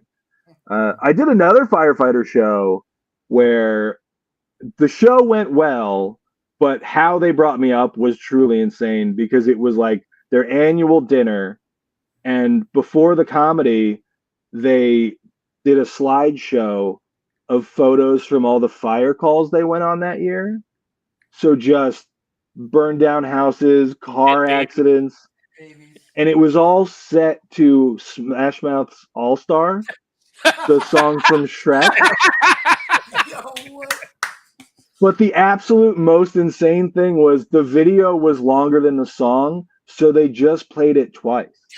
So it was just 1.5 All Stars, and then the guy's like, "And now everyone welcome Glenn Tickle." Fucking great. One time, me and Dave did a show. We drove about 4 hours in horrible Long Island traffic all the way out, and when we got there was a rock concert playing at the venue. And the promoter forgot to call him and confirm it. Did you have to perform during the rock show? No, because I've done that. Actually, they forgot we were supposed to be there. Yeah. But I wanted to go in there. They had to transfer those tickets to another time. Yeah, I want to go in there and do it. I did a winery. This venue was so shitty. A month before we went there was 2 people in the crowd. It was a comedian and his girlfriend, and they were fucking awful people. And I asked them. And somebody asked to get on the show. Yes, and he asked to be on the show. So we're like, there's no one here, so who cares? You're the whole audience. Yeah. Who would we be performing for? So I go up there and I'm like to his girlfriend, I'm like, is this your a new boyfriend? And she goes, yeah. And he goes, what was your first boyfriend? A rape? So just really ingratiating yourself to them. No, it gets better. No. She says yes and tells the story. Oh God. And now they're married. Now they're married. I mean, Paul's good Wild. for something. I guess. Listen, if you can't stay in love after that, I did a winery. Does it make you feel better that you're better than your wife getting raped? That's just whatever. That's a low bar to clear, you know. Right? Maybe he was really good. He knows how to treat a lady. Yeah. But I did have one show. So like it was a winery, and the building was like just sheet metal. Like it would get blown over in a strong breeze. And they had a porch with a band, and then the comedy show was supposed to be inside this building. And the band is playing like right up till when the comedy show is supposed to start. And it's like, we can hear them. Like we can't do this at the same time. But they stopped playing right before the show. It's like, okay, good. They timed it out. The host and feature go up, no band. While the feature starts doing my intro, the band starts tuning up to do another set. So while I'm walking up, they're starting another song, and I just have to shout jokes over like shitty Joan Jett covers or whatever. And it's like, I don't think this is gonna work out. I'm supposed to do this. That happened to us last summer. That happened to us last summer. So we're down the shore, and everything's going smoothly. Headliner's about to come on. 10 minutes into his set, you hear him start tuning up downstairs. Like, all right, as long as they keep it tuning up. They only tuned up for about like 30 seconds. Then they just started playing. He's like, what the fuck is happening? And at that time, the owner came upstairs and says, all right, we're shutting the lights down. You guys are done, right? Didn't ask. He just came in and shut the lights like, you guys are done, right? I'm like, well, what the fuck is going on? You're done. The headline is like, fuck you, I'll burn this place down. Yeah. And then the guy tries to make a joke. He's like, this guy sold me insurance. I'm like, what? Remember that? He's like, yeah, he was just drunk. The owner was drunk. He just went in and turned the lights off, and then he said it was a joke. And then the headline it was that fun. It's a dark this room joke. upstairs, it was like half the size of like a house upstairs, and there was a set of stairs. There was no door on the stairs. Yeah. And when I walked down the stairs, the band was at the bottom of the stairs. I mean, it couldn't have been any closer. Where the stage was, like, it went right up the stairs. Yeah, and the stage was next to the top of the stairs. I have a bad review on one of the sites that I book stuff through. It was for a corporate gig. Big salad. The Bash, the other one, Okay. yeah, the one that used to be, I think, Gig Masters. Mm-hmm. But I have a bad review on there from a corporate that they booked me for their holiday party, but it was the back room of a bar. The bar was just blasting like dance remix Christmas songs, and it's only separated from that room by like a pretty thin curtain. And this woman did not reply to any of my messages, did not answer my calls until I was like, I don't know where I know it's in Reading, but I don't know the venue. She hasn't given me an address. So I was like, if she doesn't answer this call, I'm just not going. Like I'm not, it's over. But she picks up that one. I was like, hey, I just realized you've not answered any of my calls. I don't have any details. Like, where am I going for this show? She gives me the address. I was like, do you need me to bring a sound system? Like, I have a pretty good portable one I can travel with. Just the real quick, like, I work pretty clean, but if there's anything you want me to say, let me know now. And she's like, no, it'll be fine. There's a sound system. It'll be good. And I get there and there's like the loud music is playing. And I was like, oh, is that going to be turned off for the show? And she's like, no, because there's people at the bar and they're going to want to listen to it. I was like, right, but I don't. And so they don't cut the music. And I'm just like trying to do jokes into like shitty ceiling speakers over like a dance remix of Mariah Carey's All I Want for Christmas Is You. And then this horrible woman had like the balls to blame that on me in the room. She's like, we didn't really like his material. I was like, you couldn't hear my material. Also, like, you should have watched it before you booked me. I got down there and she's like, oh, I love comedy. My favorite comedian is Sebastian Maniscalco. I was like, if that's who you thought you booked, like, nothing against Sebastian Maniscalco. I could not be further from Italian? that guy, The first, you're from the Alps. The first festival I did back when I was new. First festival I did, the first comic went up, and then on the TVs the draft came on. NFL draft. And they turned the TVs off, and no one in the bar wanted comedy, and they fucking nearly burned the place down. Yeah. Like, That's, but there was I've a room where done they had sports people bars. sitting for the draft. Yeah, sports bars. Yeah. I've done sports bars, and they're like, can we turn the TVs off? And they're like, absolutely not. No. I was like, this is why I never do a festival ever, because this is the first festival I did was in a sports bar. I'm like, what kind of festival is this shit? Was that the first or the second? Yeah. First one I did. Because I thought you did oh no, that was after that, Staten Island. Yeah, but they invited me for that. I'm not. If you think I'm giving you $20 to go start a sports bar, go fuck yourself. Yeah. I was just talking online with people about that because there's the I don't know if you guys saw people complaining about the Don't Tell competition because a bunch of people got rejected, but like you send the link, you send like an individual link, and they got rejected, but the link has no views, so they didn't even watch the clips. Right. So everyone was like, they just took $35 from me and did not watch the clip, but people complained about like submission fees for festivals. So I was like, well, what's the best way to do it then? Because if it's just every festival is free to enter, I'm just going to shotgun 200 applications and then pick from the ones that accept me what ones I'm going to do. And then that's a nightmare for the people. But like, you have to watch the videos. Like, I don't know. Skankfest do free applications, which is good. Yeah. Yeah, but then when there's a couple that did, like, I know there's other ones that are free or like are just curated or invite only. They're cash grab. I don't know. They charge you $45 to do. It's just a fucking cash grab. I did the math on it because I'm a dork. They make triple the money just from the submission. Yeah. And that's without selling tickets to the fucking shows. I tried to do the math on it where I was like, let's say you have a group of 5 people, right? Like the 5 of us are judging a comedy submission for festivals. We're all getting paid, let's say $25 an hour. If the entry fee is $20 and we watch 10 videos like that, each video costs like $12 an hour or whatever. I don't remember the exact numbers. So to pay everybody, like if the submission fee is over $20, you're not just using that money to pay people to review. No, it's profit. It's cash grab. It's a fucking cash grab. The problem with Don't Tell. Theoretically, it's to pay the headliners for the festival. Yeah.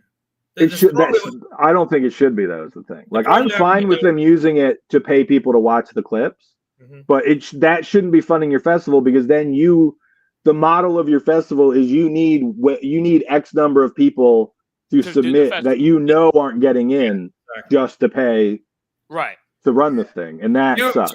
We had a comedy festival here called it could be like Edinburgh, where you just we'll just have everybody.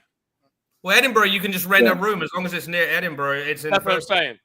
But we had the same guy that got committed was fighting with this one comic, and he was running the Garden State Comedy Festival. Yeah. And he submitted, and he got fucking rejected. Denial letter in like 3 minutes. Once again, didn't watch the video, but he knew the guy. Yeah. And then that started a war with the guy for like months and months. We had him on the show, and we had the guy come in, and he was on the phone, and he called and apologized. And 10 seconds later, he's like, "But that's why you're a piece of shit." And it just went round and round for like an hour. Ever. It was the best. I love petty comedy drama. Yeah, I love it. The problem is that's why I stay in all those Facebook groups. He listens and calls in sometimes. Dude, I post crappy shit in Comedy Complaints. That's the best group. If you're not in Comedy Complaints, bro, you're not in. That is the I group was for a long time. That was one that I had. I'm like, I don't like how much I like being in that group. So I had to. And the Bad Comedy Flyers group, I keep getting in trouble because people know I'll post the fucking posters. So I'm not even joking. I get like 10 a day in DMs from the people on the shows that have been given a shit flyer for their own show, but they're too much of a pussy to post it. But I think I might still be in that one. Yeah, Don't Tell has a bit of an issue in our area for a lot of our people. They've been stealing rooms around our area a lot. So I've heard that, and there's it's not as big as Don't Tell, but it's like a similar model where they will like if a venue is doing a comedy night, they will follow up and like try to snake the gig in the future.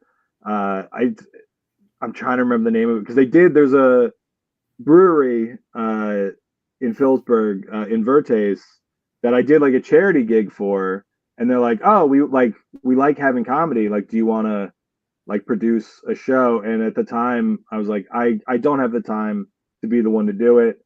I'll like let the other comics in the area know. But that one was like just nobody locally wanted to be the one to do it, so they reached out. But then it's like I would throw them under the bus if I could remember the name. Next in Line, maybe. I think it's Next in Line. Because I had heard that they will do that like a brewery does a comedy night, and then they call the brewery and be like, "We will do it. What'd you pay those guys? We'll do it for less." And then we'll bring in, they'll promise. In that area, it could be Cricket. It might be Cricket. No, I'm further north than the. Oh, okay. I've never heard that about Cricket. I was just thinking that might be the area, Well, yeah, wait, I think Next in Line is the one I'm thinking of. But yeah, like I've seen. I think I might have done a Cricket show like forever ago, but I've seen like the logo. But it's. He does. That's the reason I asked is because he always does wineries and breweries. That's like his bread and butter right there. So. Yeah. We did a place. So Paul has some friends for a job he used to work at that have like a Lakeshore clubhouse. Okay. That they do a comedy show every summer. They had. I'm doing another one, by the way, September. Right. So that so somebody that is a friend of ours reached out and said, "I'll do it for nothing," and ruined it. That they didn't want to do comedy the next year. That's what drives me crazy about bad comedy is like you literally ruin it for everyone in your scene. Like that's what we talk about. By not getting better at it. If you do a show with 10 people on like a fucking shit ass showcase, when somebody goes to see comedy, if that's the first time they've ever gone to see comedy, they're never going to see comedy again. But that guy they're talking about that gave it out for free, he tried to get on a show, take over a show that I was doing for those same people in that lake area. Mm-hmm. He never sent a tape. So I sent the guy called me up because I worked with him for fucking 8 years. I'm like, who? I goes, hold on 1 minute. I sent him like 5 of the worst clips of this dude. I goes, if you want to hire him, you just let me know. Yeah, there's a reason he's working for free, you know. Right. Yeah. But there's like right across the river in Easton, Pennsylvania, there's a lot of shows, but I've noticed the shows are always like 6 of the same 10 comics. Yeah. And it's like any one of you are fine. Like it's not a knock against any of those guys, but if every show is just a showcase of the same people who are also doing all the local open mics, it's like, well, I can pay $15 to see you on Friday, or just go see you Hang all out for at the free bar. on Tuesday. We have there's at least 3 or 4 people that do that around here. Yeah. One guy's been saying he's going to get us a venue in the Nutley area for like 7 years. And I said, fuck it. I even buy data of like, you give me a town, I'll give you all the possibilities for comedy shows, the breweries, restaurant. I can provide you with a list. I can give you managers' names, phone numbers, everything. I gave this all to him. 7 years later, he still hasn't done it. Me and my friend just drove in through the town and knocked on like 3 doors, and now we have 2 shows coming up next week at the place. I call him up, and I'm like, you know what you're supposed to be doing for 7 years? I did it in like 15 minutes. Yeah. And his reply was, well, my buddy's friends with a pizzeria down the street, and he finally went in, and we're doing an open mic on a Tuesday. I'm like, great. Sounds great. I mean, that's part of it. Like that is as much of a skill in comedy as anything, is like tracking down places that will let you do it. And I am bad at that. No, that is his best skill. That's me. Yeah. That's why we need Paul's around, you know? Paul's business acumen with that is awesome. If you get another venue that wants to do comedy and you don't want to do it, you let me know. I will. Because and if you want to headline it, or you don't, or you do, I'll do all the work, because I have the fucking shit down to a fucking science. Nice. As long as I hate doing it. I hate doing it. Night. You know what? So at some point, you know. Well, listen, before the pandemic, me and Paul had we were doing like 4 monthly spots that on places that we were co-producing shows. And 2 of them were steadily once a month, and the other ones were every other month, which was perfect because we could still find other gigs. And like I said, I have the system. I have the system. It's a pain in the ass. Pandemic, and then we had nothing. Yeah. Now we're like, oh fuck, we got to do this all over again. And it's such a slog since then. So especially in the northern Jersey area. The northern Jersey area, there's so many of those 10 people shit shows. Yeah. It's like the places I'm getting now, I'm getting places like far away where there's no competition, because the first show, I'm not saying any of the shows get worse. I'm not saying that. But the first show you do has got to burn the fucking building down. Yeah. I don't know if it's just because it's I don't know if it's just because it's the model that was around when I started, but the first open mic I started going to regularly was Sunday nights at a brewery, a brew pub in Bethlehem. And then that was basically an audition for a monthly Tuesday night show at that brewery's other location. Okay. And the booked show, it would be like 4 or 5, maybe, like there'd be a local host, a couple people from the open mic, but then they would bring in a headliner from either New York or Philly, because it was Tuesday night, which is, usually not huge for comedy. So you can get a pretty decent act from a reasonable drive to come do a Tuesday night for $200. Like, yeah, they're happy to do it. So it gave the people doing the open mic like a carrot to chase, like that was a thing we all wanted to get. Right. And then fans of comedy in the area aren't just watching the open mic people. There is like they'll professional comic at the end of the night. So it's like, oh yeah, like you can come support your friends, but then, Judah Friedlander headlined it one night. We had Mike Kaplan come out, like names that people knew, and it's like, yeah, like that system makes sense to me, of like you're promoting your local new talent and then giving the audience an actual reason to show up, rather than just, these are the guys that have been doing pretty okay at the open mic lately. We know you can just go watch them do it at the open mic, but like you want to pay $20 and buy dinner, and you're like, well, not really. Our model is pretty similar to that as far as the monthly shows. We won't have more than 2 people on from the open mic. I don't care really how good you are. Usually only one, but every now and then only one. But then when we do shows like we did a show on Saturday, that was host feature headliner. That we don't fuck around with a show that hands you a 4-digit number. You know what I mean? Yeah. We're not going to bring an open mic to a VFW hall that paid us to do a fundraiser. There's no because it's all their members. There's none of this open mic as friends are going to go there, right? So plus the bit. That's what like I do a lot of corporate stuff where like friends who are at the open mic level will be like, oh, can I like come open for you sometimes? And it's like, depending on the gig, like, yeah, I'm not gonna roll up on a corporate gig that's paying me a good amount of money to be like, oh right. Yeah, I'll be out in a minute, but you got to listen to my friend talk for 5 minutes. Absolutely not. Plus, I do it at colleges. Plus, you don't really know what they're gonna do. Yeah, they're unpredictable. It's like, show me that you can do consistently well in a way that I'm not going to have a fucking meeting from and lose the next 10 gigs you have. Right. Yeah. When I do colleges, I usually bring somebody to open because students never show up for stuff on time. Mm-hmm. And if I'm doing a full hour, so much of it is like the beginning, I'm going to set up a bunch of stuff that I will talk about later. So if you show up halfway through the show, you're going to have no idea what I'm referring to. Yeah, and it's like so I brought a friend of mine to a college gig a while ago, and I could tell he was like really stressing out on the drive about like his set or whatever. And I was like, hey, don't take this the wrong way, but it genuinely does not matter how you do. I just need you to kill 10 minutes. Like, there's not going to be a lot of people there when you start, and then by the time you're done, more of them will be there, and then I will start. I'm fine with however it goes. Like, I won't be mad at you. And he's like, so why did you bring me? I was like, because it's a long drive and I like talking. Right. Like that's why you got the gig. You're a fun hang. I needed somebody to waste that 10 minutes up front. I think we split the drive. Right. All right. Yeah. So I guess Glenn, where are you going to be? All right, Dave. Is there anything else you want to cover? Or?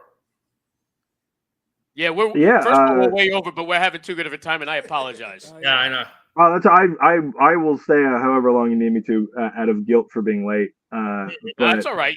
You were like 15 minutes late. We stayed an extra hour. We're good.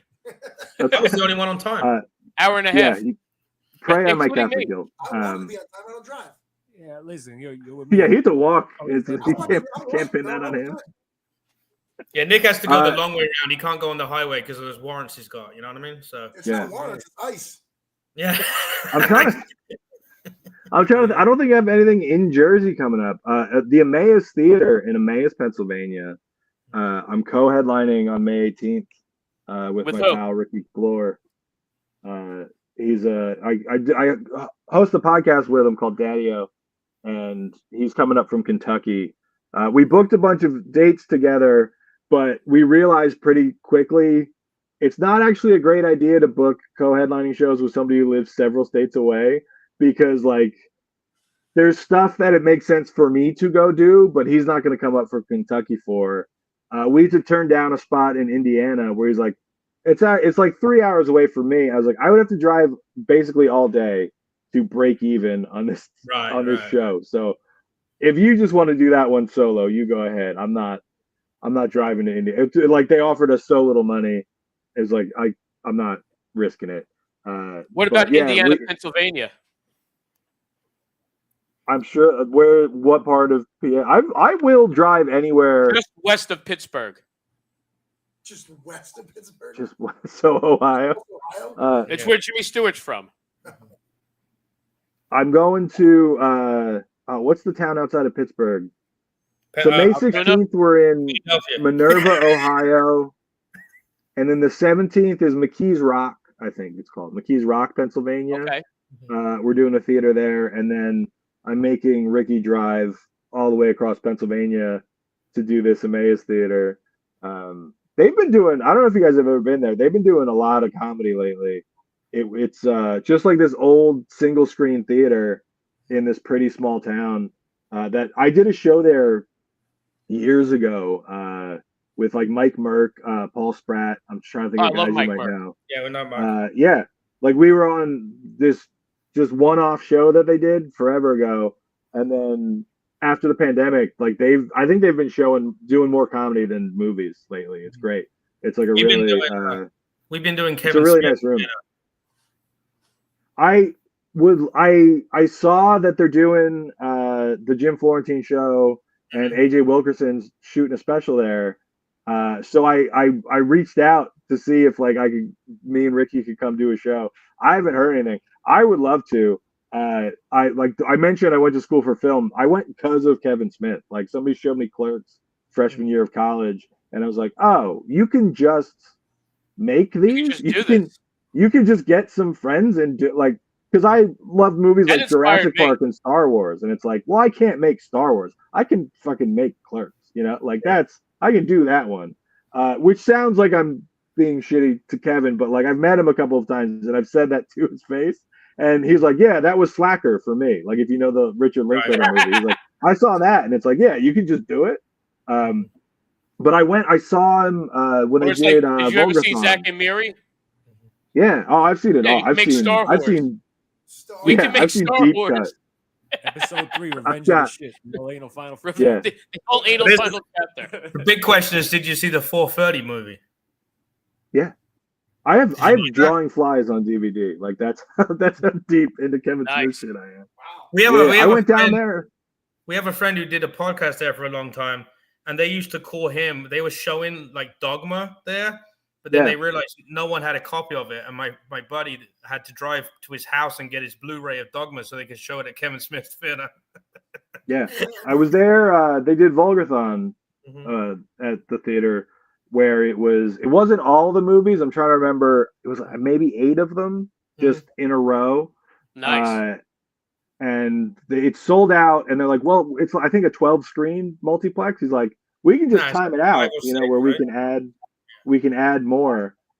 So there were 3 groups just kind of like assigned to a theater, but they were still showing, I think, whatever was out that weekend. But me and my friend went down. I think ours started at like 11:30 in the morning, and he's like, I have to work tomorrow, so I'm gonna tap out at some point. And I was like, oh, I got nothing going on. I'm gonna watch so many goddamn movies in a row. I knew which ones to take a break during. If you go to see a movie there that Kevin Smith is doing a Q&A with, if it's an 8:00 show, he'll show up at 9:30, do an hour of Q&A, then watch the movie, and then do 5 hours after. So you better tomorrow just for one movie. That's what was great. Was he came? They were doing Q&As between all of the movies. So he's touring Dogma right now, but I saw it with him over the summer.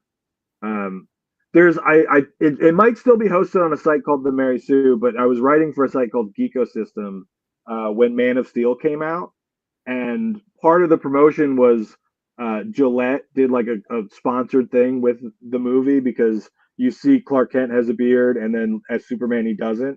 So they're like, oh, how does Superman shave? So they paid Kevin Smith, Bill Nye, the Mythbusters, and Mayim Bialik to like come up with theories, and then people who write for dorky internet sites like me did interviews with all of them about like what their idea was. Kevin's was great because he's like, I don't know why they asked me to do this. It's addressed in the comics. He just bounces the laser eyes off of a mirror and shaves that way. And everybody else is like coming up with complicated ideas. He's like, it's settled law. But I was supposed to talk to him. I was supposed to talk to him for 10 minutes in his hotel in New York. But because he is Kevin Smith and just keeps talking, they kept pushing me back. And then it got to the point where they're like, well, he has to leave to go do TV interviews. We can only give you like 2 minutes. And I was like, I have nothing else on my calendar today than to talk to, honestly, literally my hero. I will talk to him for 2 minutes. That's fine. And he heard that, and he's like, this kid's been sitting there for hours. We're not giving him 2 minutes. He's like, hey, I got to drive downtown to go do a TV thing. Do you just want to go do the interview in the car? I was like, I would love to do that, Kevin Smith. Yeah. But I left my bag with my laptop in it in the hotel because I was like so thrown off by the offer. So we're like halfway to the TV station. I was like, oh man, I don't know how to say this. My computer's back at your hotel. And he's like, well, I could mail it to you. You could come get it tonight, but I'm not going back there till like 8. And I was like, oh, all right, I'll figure something out. He's like, if you want, you could just hang out all day. And then when I go back to the hotel, you can grab it. I was like, yeah, kind of. So like I ended up spending all day with the guy. And it was, I think, 3 months after my kid was born. So I am like on no sleep, exhausted. I was like, I cannot believe, I genuinely at certain points, like, I don't think this is actually happening. And in trouble with the like wife. This, at that point, it's fuck the wife. It's fuck the wife at that point. She's like, what time are you going to be home? I don't know. I've been kidnapped by Kevin Smith. I don't know. I'm on his, New York. I'm on Indiana. his time. Yeah, right. We have to go back to LA. He asked if I wanted to come. I couldn't say no. Look, I'm not a pussy. I gotta go. Yeah, it's like I'm not turning this down. I'm gonna ride this out for as long as it'll last. And even my editor back at the office was like, "When are you coming back?" I was like, "Bud, no idea. I will quit this job before I leave early." Your kid will have the greatest story because everybody talks about how their dad went out and went for cigarettes and never came back. Yeah. Bro, that's fucking. All right, Glenn, real quick, where can we get your socials? It's just at Glenn Tickle everywhere. You can find me.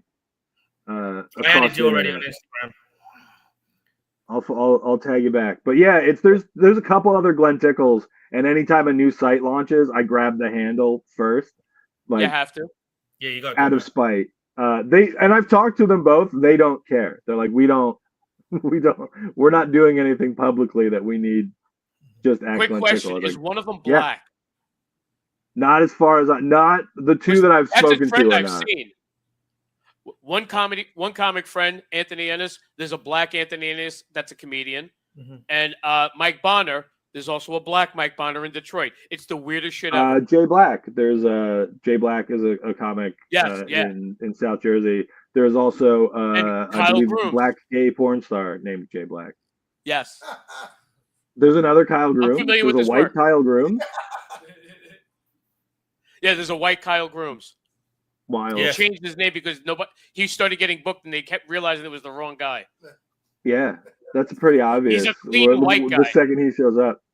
Yeah. I think I went to a show. I went to see Kyle Grooms with my dad years ago, and then my dad emailed him a clip of like way too early of a set to be emailing people clips.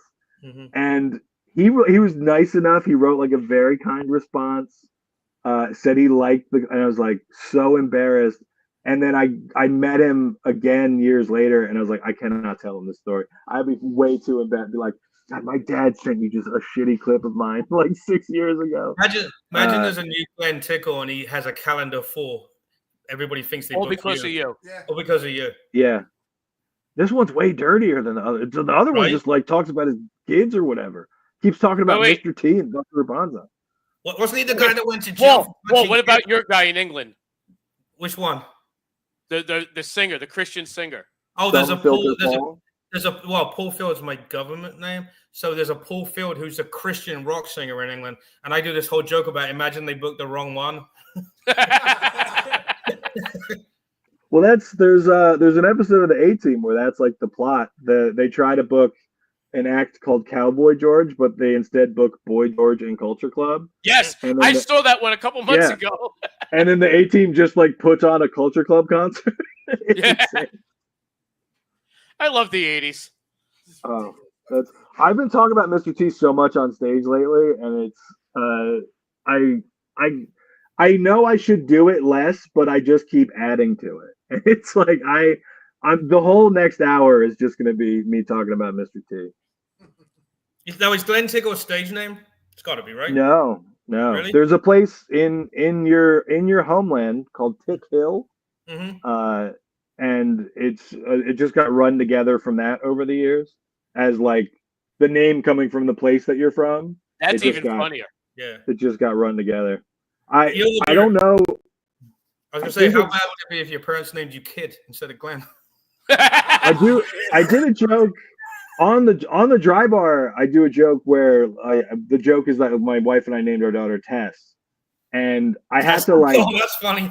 I had to run it by them because I was like, "Hey, I know you guys are like super duper clean.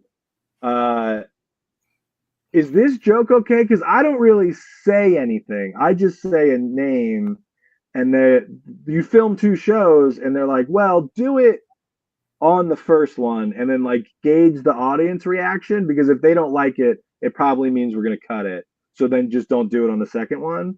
But they loved it. There was another I talk about when my sister was in the Army. She was Private Tickle, which I'm like, that sounds dirty, but it ultimately doesn't mean anything. So like, right, you have to let that one in.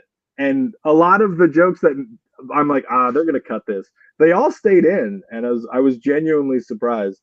I mean, British humor, because your family history is sarcasm and innuendo is nearly all of British humor. So yeah. Wait, quick 80s question for you before we go. Sure. Are you a fan of Different Strokes? I remember Different Strokes. My grandma had that. I know I watched it. So I'm a weirdo and a big fan, and my wife didn't. When we first started dating, she didn't remember the Bike Shop episode. Oh, I remember. And it happened to come on like 4 weeks into us dating, 4 or 5 weeks into us dating, and she DVR'd it for us, and she played it for me on Christmas Eve. It was the most romantic thing ever. Yeah, then she gave you a framed photo as well. She framed a couple of pictures that are on the wall here in my little studio of the kids in the bike shop. Oh, that's funny as hell. When we were dating in college, my wife gave me a copy of Mr. T's autobiography. That's all right. Because she knew I had an 18 poster that a friend gave me in high school, and she knew I was a big fan. And his autobiography, like usually they'll hire a ghostwriter. He wrote the whole thing himself, and the whole thing reads the way he talks, and it's the greatest book I've ever read. Is there an audio book? Because I would have to hear that. No, I was talking to Ricky Glore about it, and he's like, we should get him to do the audiobook. And I was like, I don't know who you think we are that we can get Mr. T to do anything. There's a British guy called Justin Lee Collins. He did a TV show in England called Bring Back. One of them was Star Wars. One of them was, 80s one. Okay. It's like all these old shows. And one of them was the A-Team. And Mr. T agreed to meet him, but his ego was like, I think it's on YouTube. You should look up Bring Back the A-Team. It's fucking funny because he hides and figures out where these people are and like stalks them before he like jumps in and tries to convince them to do a show. It's fucking funny. Well, there was I did a TV contest years ago for a channel that like just shows old reruns of things, and the producer who was like in charge of it knew just from talking to me for 5 minutes that I loved the A-Team. And I won, and then part of it was like they flew me to a comedy festival, and I'm hanging out with this guy, and he's like, "You are not going to believe what show we just got the rights to do reruns for." And I was like, "I'm going to assume the A-Team because it's the only show I've talked to you about." And he's like, "Yeah." And he's like, "We're trying to get them to like reunite to do like promos for it." And I was like, what would be a great tie-in for your new comedy contest is if you have the guy who won it do intros for the A-Team with Mr. T. And he's like, that's actually not a bad idea. I will see if we can make that happen. And then I never heard anything from him again. And for like the show had been airing for like a year. And then I finally get an email from the guy, and I was like, hey, whatever happened with that Mr. T thing? And they're like, oh, we couldn't get any of them to agree to do it. They wanted too much money or whatever. I was like, hey, I still would have done it though. Like I would have done it. I can still introduce episodes without them. Yeah. I remember those episodes probably better than they do. You look good in blackface. You look good in blackface, so that would work out. I'll put a mohawk on. We'll get that black mohawk wig for you with the black scalp. Yeah. That's one of the bits I've been doing. If you don't black your face. If you do the rest of it, you're probably okay. Yeah, I think I can get away with just the haircut. One of the bits I've been doing lately is talking about how my dad used to cut our hair because we were poor. And I talked him into giving me a Mr. T mohawk one summer. And he's like, I'll do it real quick, but you can't like keep it. I'll just show you what it looks like, and then I'm gonna finish the buzz cut. And I like took off running with this mohawk. And I was like, I have no plan. I'm shirtless and covered in hair. I'm a 7-year-old white kid with a Mr. T. I got to go home. This is ridiculous. If you want to see the funniest ever Mr. T impression, and I guarantee you have probably seen it if you're that big of a fan, is Benny Hill doing Mr. T. I haven't. I'm You have to look up tab. Benny Hill doing Mr. They just did a show in England talking about how he got cancelled. He didn't really get. They kicked him off because most of the shit he did wouldn't fly today. In like '89, they cancelled his show. And there was a really good show about why was Benny Hill cancelled, and one of the clips was him walking out as Mr. T with the real Mr. T in the room. I see the picture. Oh my god, it's fucking fun.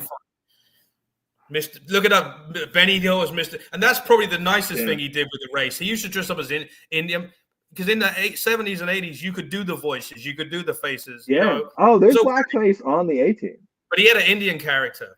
He did a character of an Indian guy, and these two Indian guys were arguing. And it was every joke was the most stereotypical fucking, like they had the goofy names and the whole thing. But him as Mr. T was fucking funny. Hannibal, George Papard does a Chinese character who I think you only see him in 2 episodes, but he gets talked about a lot. And then he does full on blackface in one of the episodes. I think Murdoch does an Indian character at one point. Yeah. Nearly every British show before like 85 has something that they don't want in anymore. Oh, I'm sure. Yeah. BBC's cut a load of stuff out of a few shows, and then it got to the point. No. I watch BBC, and they show everything. Exactly. But they decided after a little while of cutting shit out, they decided they're going to show the whole thing, but they're going to just put a big caption up at the front that says, "This is comedy from this year." It was, it was this time. Warner Brothers did that years ago with like a Looney Tunes collection. Yeah, where they kept everything in, but there was like a disclaimer. They're like, "Hey, listen, this witch doctor thing probably isn't the best thing right now. We wouldn't do it this way today." Dude, there was we have a trans crab and a witch doctor. This doesn't fly now. We understand. I have a couple of DVDs of fucking Disney movies, Disney like shorts that are banned, and there's fucking Nazi shit in there. There's Hitler walking around. Donald Duck fights Nazis in one of them. He just happened to find it. Gotcha. Yeah. I happened to find it in my DVD collection. I found it on eBay and paid a lot of money. Yeah, exactly. Yeah. Yeah, he's going full out fucking blackface with that Jim Crow shit too. Yeah. He's like, oh, Lord. All right, Lord. Glenn, I want to let you go because I got to have you on again because this was fucking awesome. We loved having you on. This Anytime. is a good time I had a blast. Anything else you want to plug? Anything you want to throw out there? Anybody you want to talk shit about real quick? Look, I host a weekly podcast with Lurky Glore called Daddy-O, where it is just 2 white middle-aged men who are dads talking about also doing comedy. It is a thing we genuinely were like, no one wants this, but it's just an excuse to talk to my friend every week. But we put it on the internet all the same. Yeah, it's fun to do. Like we're not even friends when we do this. We don't even like each other. We just need attention. Like, I get it. Yes, we're attention whores. It's about the validation. Yeah. My wife's like, "You doing it again?" She's like, "Are you sure people are going to be there?" I'm like, "It doesn't matter. Who sees it? 5 people. Doesn't matter." I usually end shows by literally making the audience scream that they love me because it feels so good. I like that. I don't want to have to give them cash. Yeah. You can trick Glenn, them. It's great. Glenn, thank you very much. Thanks appreciate for having me. No, dude, we got to have you again. This was amazing. We will definitely do this again. Yeah, hopefully I'll run into you guys around Jersey. Oh, that is where everyone's in Jersey? Except Paul, you're in a weird attic, so I don't know where you're. Yeah. Amsterdam. No, I'm on the Jersey Shore.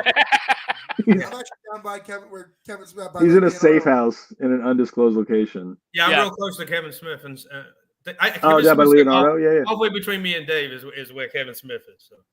Yeah. I'm about 7 miles away from the god awful Jersey Shore show from MTV. Yeah, same. Yeah.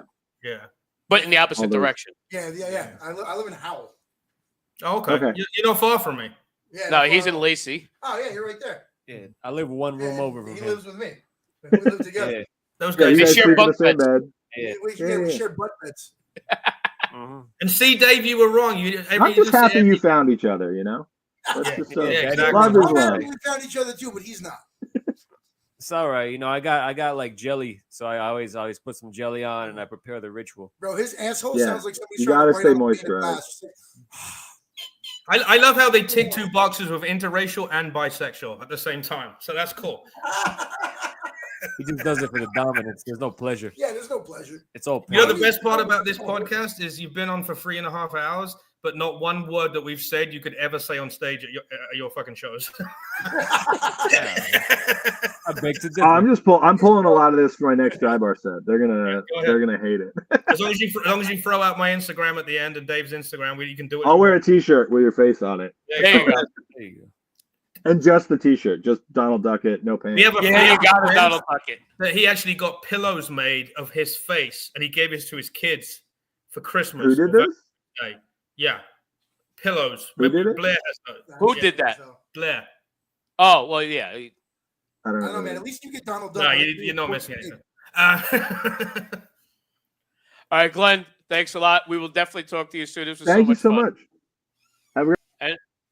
He's out. Jesus. Thanks, Paul. He's like, God damn, that wasn't my fault.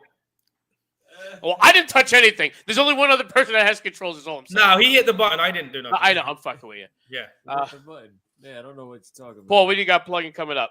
Next Saturday, we both got Tom's River at This the Saturday. Stone Dojo, the Smoke Your Rest show. We're featuring for that.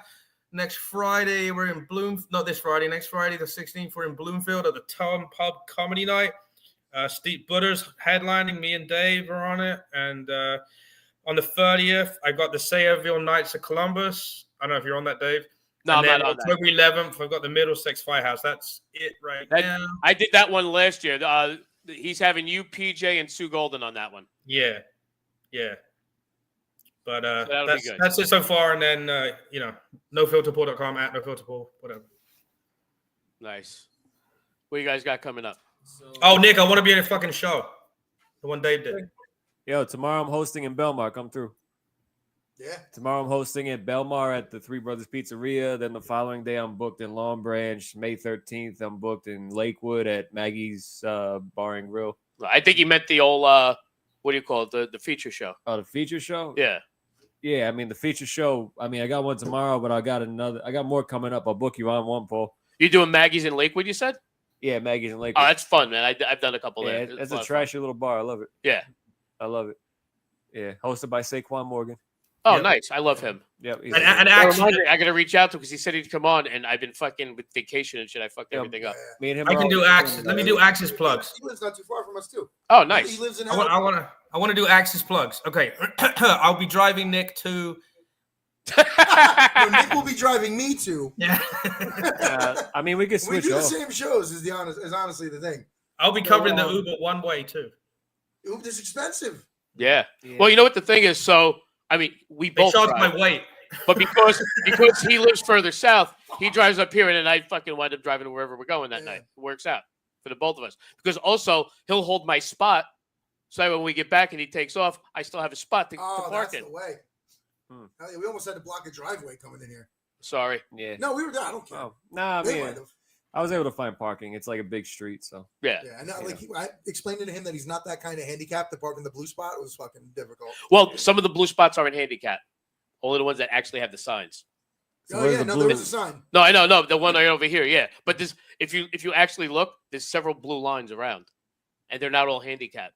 So what does the other blue mean? Nothing.